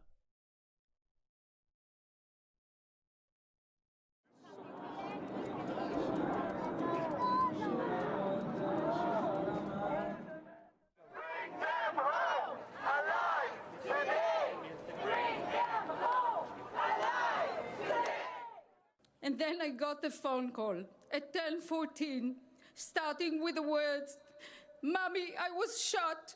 I am bleeding, and I think I'm gonna die." For 45 minutes, we were on the phone, hearing the gunshots around Romy, listening to her pain, her fear. She was strong and tried to stay calm. And I just kept telling her how much we love her and that she's not alone. I am standing here at the Lincoln Memorial, a symbol of freedom on the land of the most powerful nation of the free world. And I ask you all, I ask the free world, let my people go.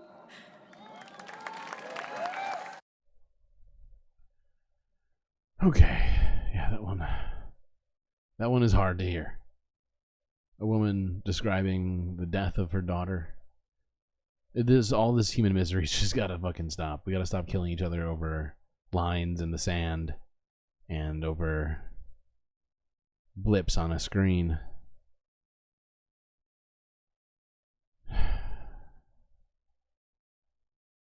Okay. Another protest. 18 hours ago in Israel, tens of thousands of Israelis protest against Netanyahu in Tel Aviv. This is Guardian News.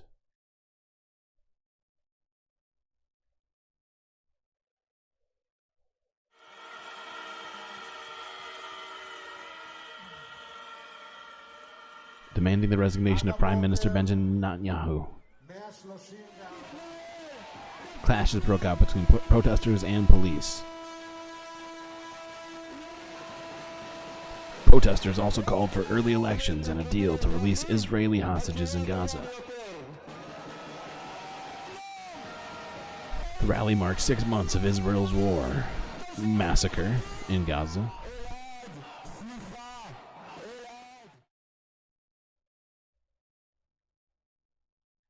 Pause. Alright, what's next? Your phone died. That's very sad, but welcome back, Pitchforks.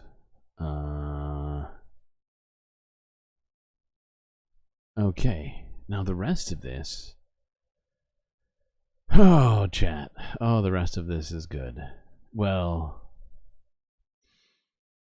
it's some of this is very good news to be hearing. Now, I have some skepticism, as you may also, but I am genuinely glad to be hearing some of this news we're about to be going through here, and we're still talking Israeli-Gaza news.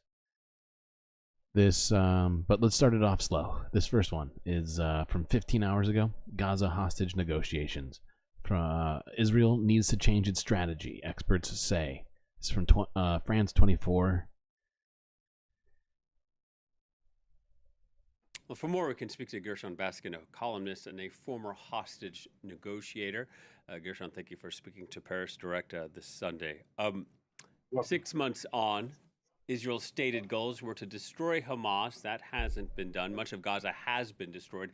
And to free the hostages, still 130 believed to be held captive. Should Israel be changing its strategy now?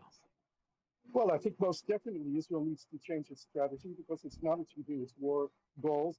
And those 133 hostages remain in Gaza. And every day that they're there is a risk to their lives. Just over the weekend, the Israeli army recovered the body of a hostage who had been taken alive into Gaza and got killed inside of the Gaza Strip. So the issue of the hostages has to be primary.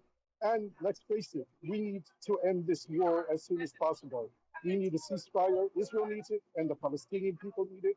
And we need the help of the international community to find a diplomatic solution to this war, because there is no military solution to the Israeli-Palestinian conflict. Exactly. No military solution. Where do those ceasefire negotiations stand at the moment? Actually, they're renewing this morning after the phone call between President Biden and Benjamin Netanyahu. It was decided to send the head of the CIA to Cairo, and as a result of that, the Qatari Prime Minister is going, the head of Egyptian military intelligence, and a high-level Israeli team, hopefully led by the head of the Israeli Mossad, will be going to Cairo today to renew those talks.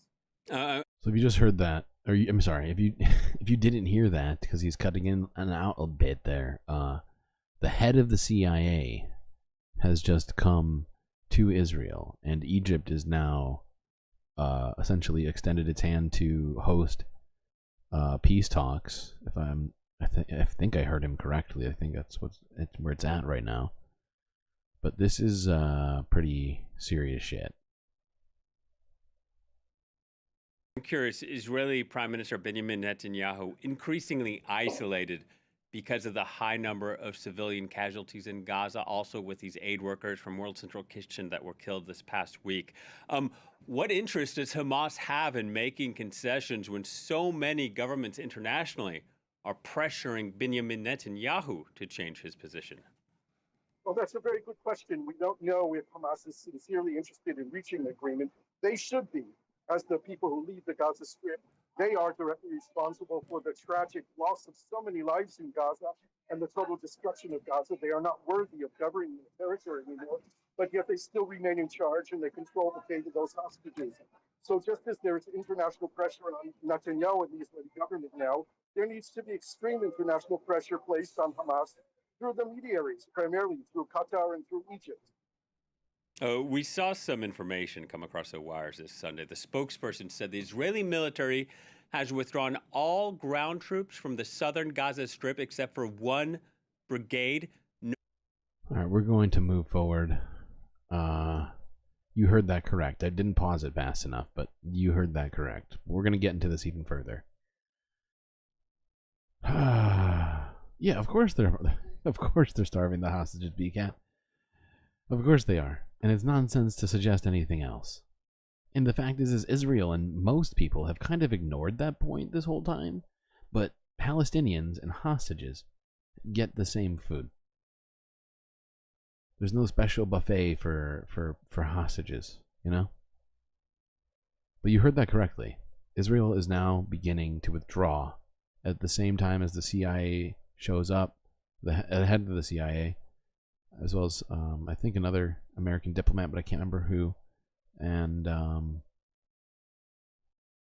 they're going to be having talks in Egypt now, which I think is a very important place to be having them. Egypt is vital in this situation to be getting involved. They tried before, if I recall correctly, but Israel turned down the negotiations. They fell apart because they were just more focused on genociding Palestinians rather than getting the hostages back or peace. But yeah, let's get into this now. This is from Al Jazeera from 13 hours ago. Israeli army withdraws from the west of Khan Yunis city.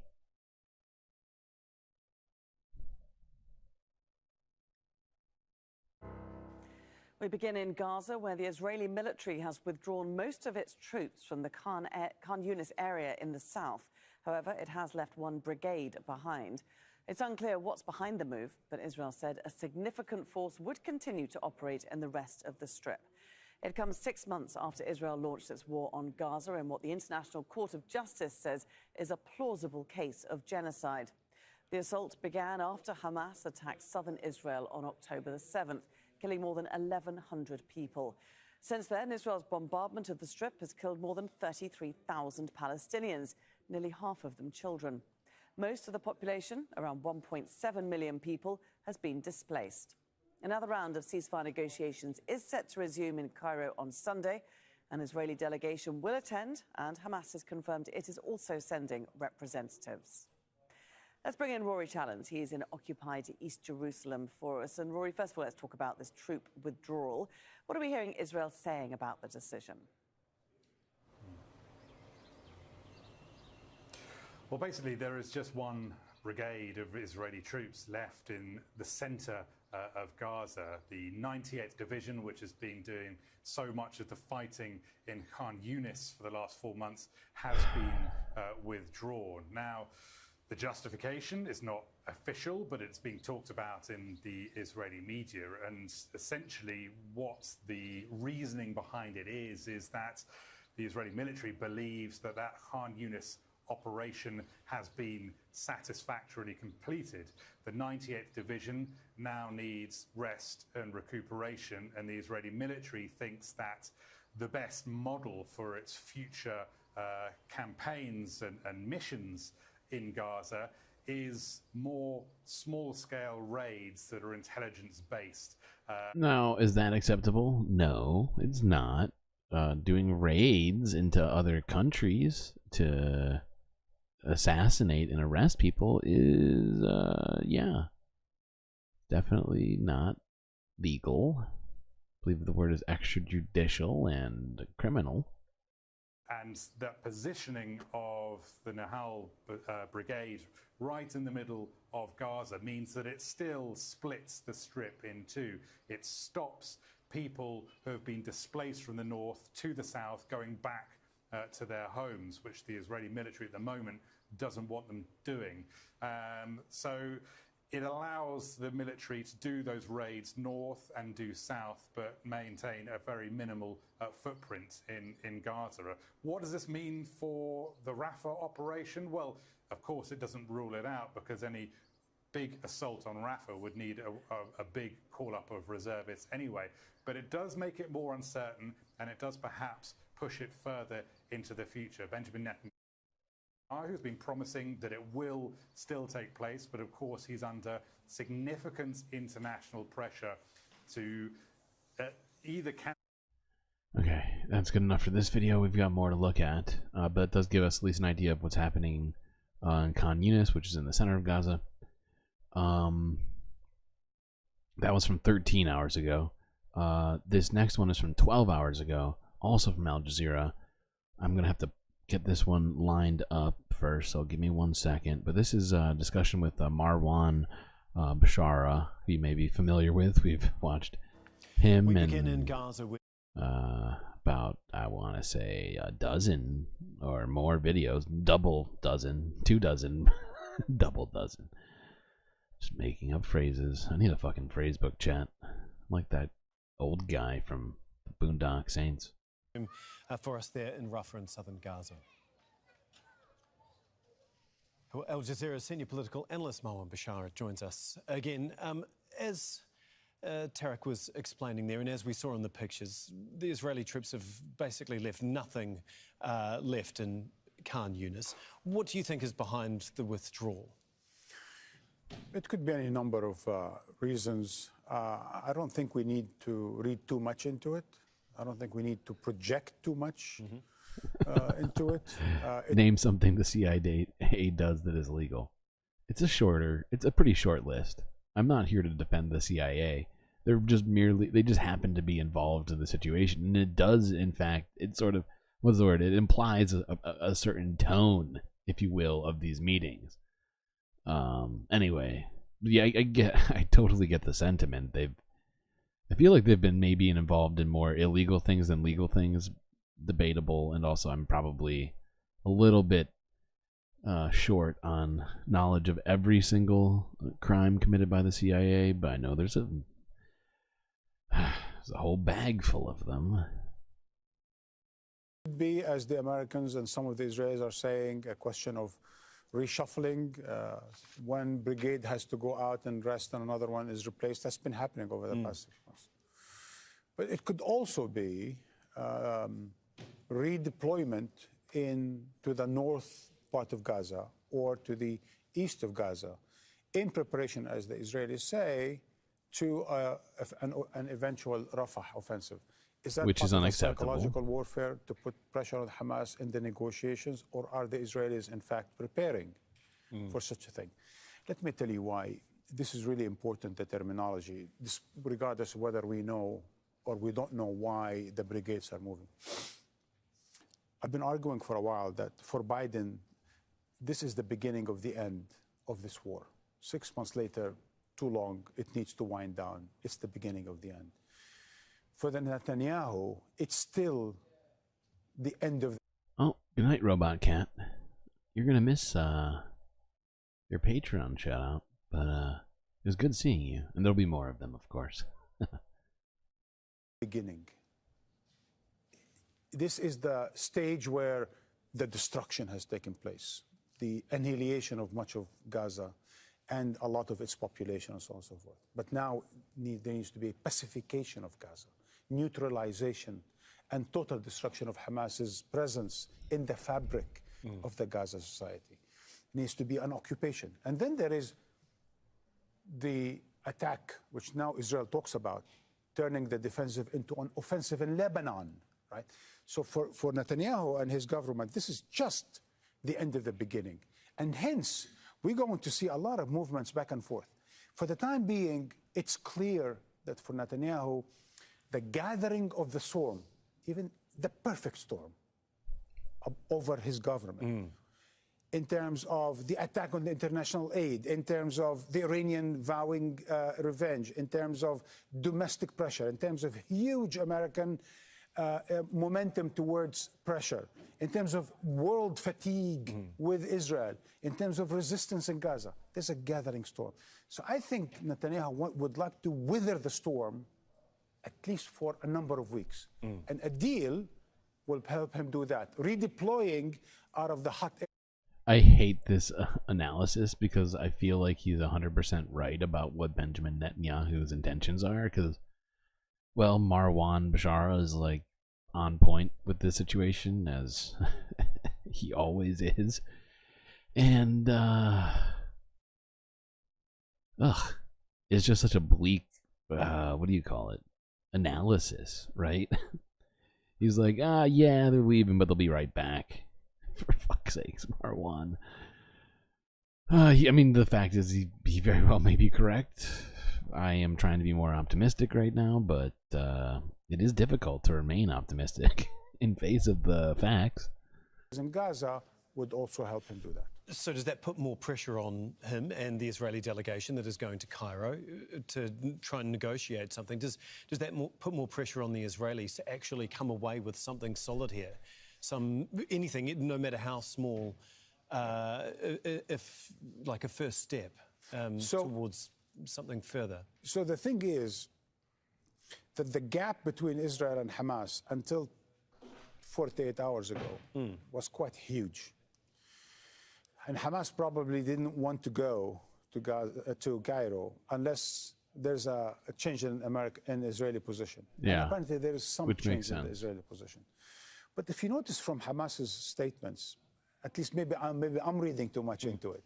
I think there is a bit of a change in Hamas's declaration the past 24 hours. For example, they used to say, on the condition that Israel withdraws from all of Gaza. Now they say on the basis of, on the basis of Israel, on the basis of the Gaza displaced in the south moving back to their homes in the north. So there's a bit of... Okay. I think we got... There's a bunch more to that video. We skipped ahead directly to Marwan. If you want to watch the whole thing, find it on Al Jazeera. It's entitled Beginning of the End of the War. A beginning of the end or the end of the beginning of Israel's war in Gaza. It's like a limerick. Okay. If Trump was in charge, they'd be developing already. Fucking hell, pitchforks. I don't even know if I can disagree with that, considering the fact that Jared Kushner, who was Trump's former senior White House advisor, we put the video on this stream where he literally said we should develop it into beautiful beachside properties. Well, I'm elaborating a little bit, but he might as well have said it that way. And fuck, dude, like let's just let's just move forward. I don't even want to imagine it right now. Let's just focus on ending the genocide. Then we'll talk about presidents.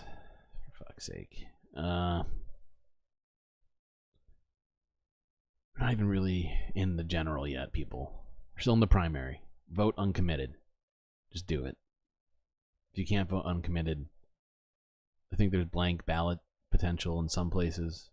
If not, just write genocide. That's just me. What's next? Okay. No, that's not the right one. Yeah, there it is. Okay, this is from 14 hours ago. Netanyahu claims Israel is a step away from victory after 6 months of war. Wow. I wonder what does victory count as?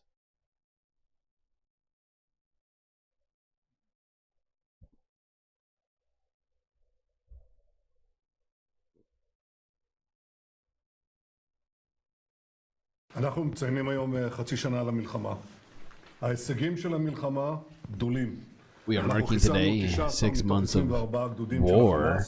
The achievements of the war are great. We eliminated 19 of 24 Hamas battalions, including senior commanders. We killed, wounded, or captured a significant number of Hamas terrorists. We cleared Shifa, as well as many other terrorist headquarters. We destroyed rocket manufacturing plants, war rooms, weapons, and ammunition caches. And we continue to systemically destroy the underground tunnels that none of us have seen.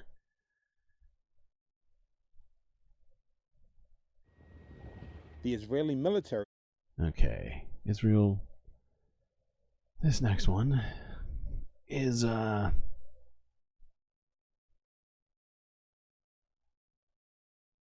Wait, why is this in here? Weird. Okay. Alright, chat, this is the penultimate video of the stream. Yeah, no kidding. Israel reduces South Gaza troops. Egypt to host new talks. Reuters. So you heard Khan Yunis troops withdrawn. Now troops from South Gaza decided to withdraw more ground troops from the southern Gaza Strip as a new round of ceasefire talks is set to begin. The move leaves just one brigade, according to a spokesperson for the force on Sunday. They did not give details on reasons for withdrawing soldiers or the numbers involved. Since the start of the year, Israel has been reducing numbers in Gaza to relieve reservists. Ally Washington has been adding pressure to improve the humanitarian situation, especially after last week's killing of several aid workers. Meanwhile, Egypt is preparing to host a new round of talks aimed at reaching a ceasefire and hostage release deal. Both Israel and Hamas said they would attend. Prime Minister Benjamin Netanyahu said Israel would not agree to a ceasefire until the hostages being held by Hamas in Gaza are released. Hamas said an agreement must secure a complete and comprehensive ceasefire, full withdrawal of forces from areas occupied after October 7th, and freedom of movement of residents across the Gaza Strip. Israel's offensive has Seems focused in reasonable. the past months on the south of the Gaza Strip. Jesus According Christ, to this Israeli place is tallies, destroyed. more than 250 hostages were seized and some 1,200 people killed during Hamas's attack. One of the sites of the tragedy was in Reem, Israel, at a music festival, where more than 300 people... Yeah, we know. Okay. I don't know why you're recapping the whole war for us suddenly. What is that? Is that burrito? Oh, burrito's done. Very nice, very nice. Okay, this last video is a little bit, well, it's a little bit tough, if I'm being honest. Oh, I know what we should finish the stream with, though. Oh my god. Hold on, chat. Wait, what did I just do? Why did I do that? Don't do that. It's silly. No, not there. There. Okay, what was I doing? Why do I keep doing that? I don't fucking care.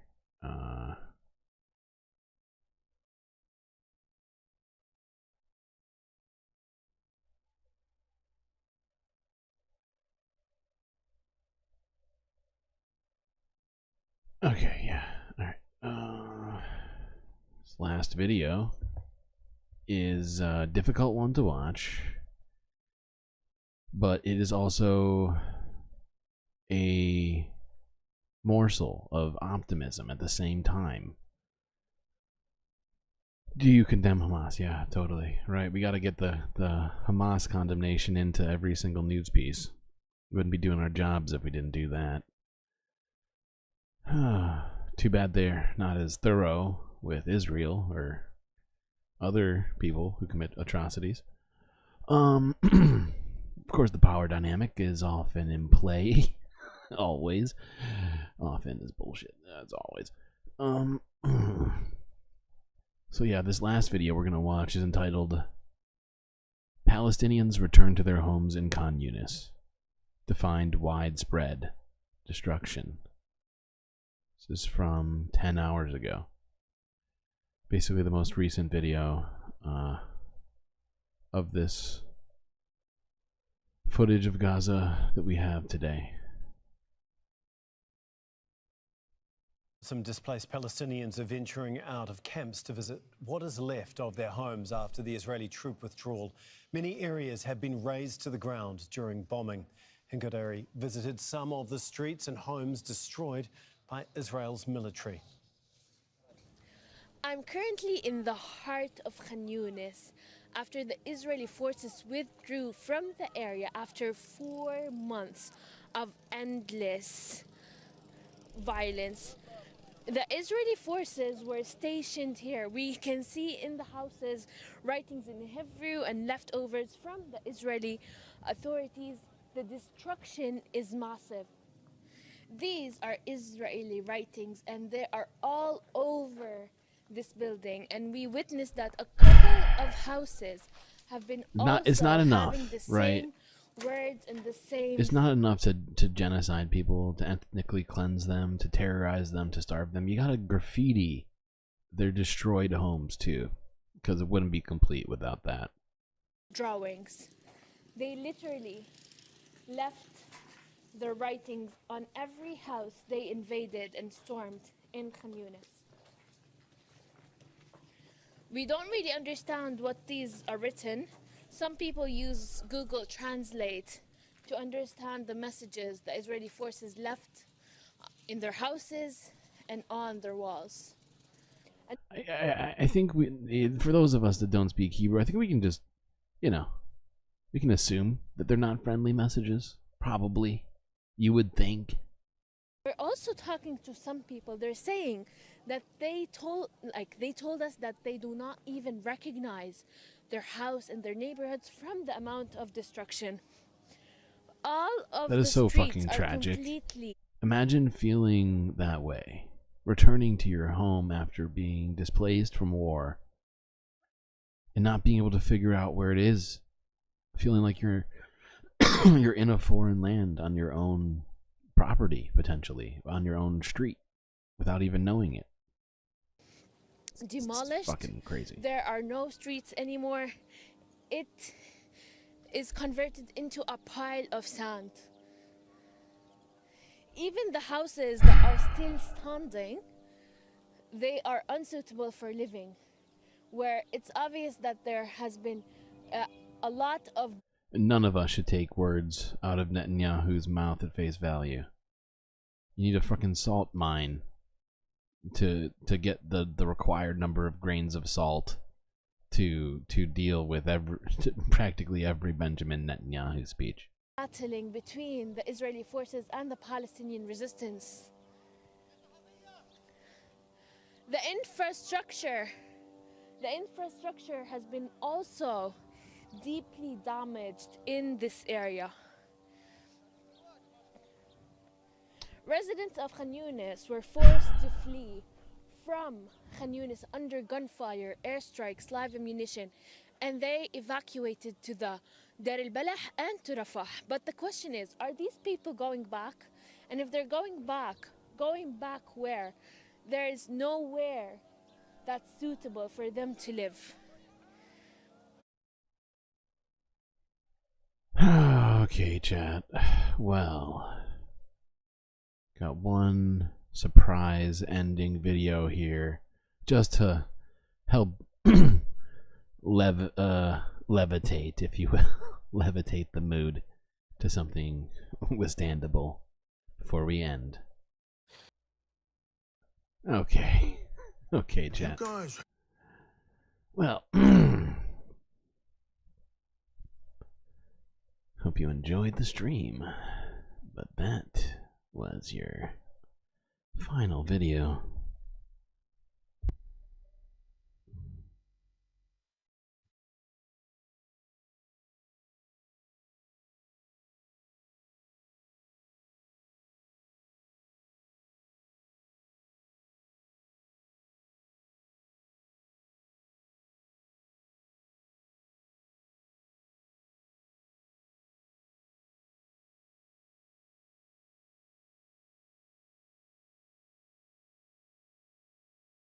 Well, what a journey through the abyss here today. Hope you all had fun on this here Sunday Funday. I know I did. And I feel like maybe we did something positive. Maybe we've learned something. I don't know. But it was a pleasure to have you all on this journey with me. Till I see you next time. You stay classy, Galactic Stream Nation.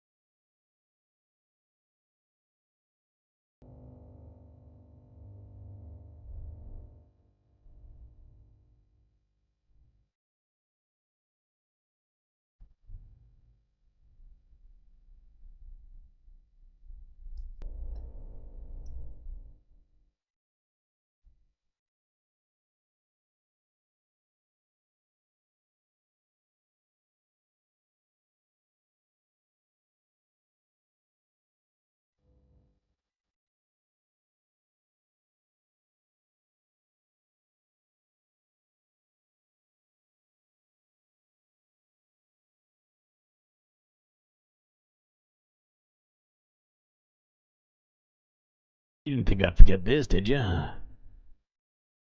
These are Galactic patrons. The people who helped produce this show. Gabby, Goth Dogs, Aaron W, Robot Cat, The Anti-Corporist, Vincent Morales, and Pitchforks Dragon. You too, for just a few dollars a month, can help produce the Galactic News Network, just like these incredibly intelligent individuals.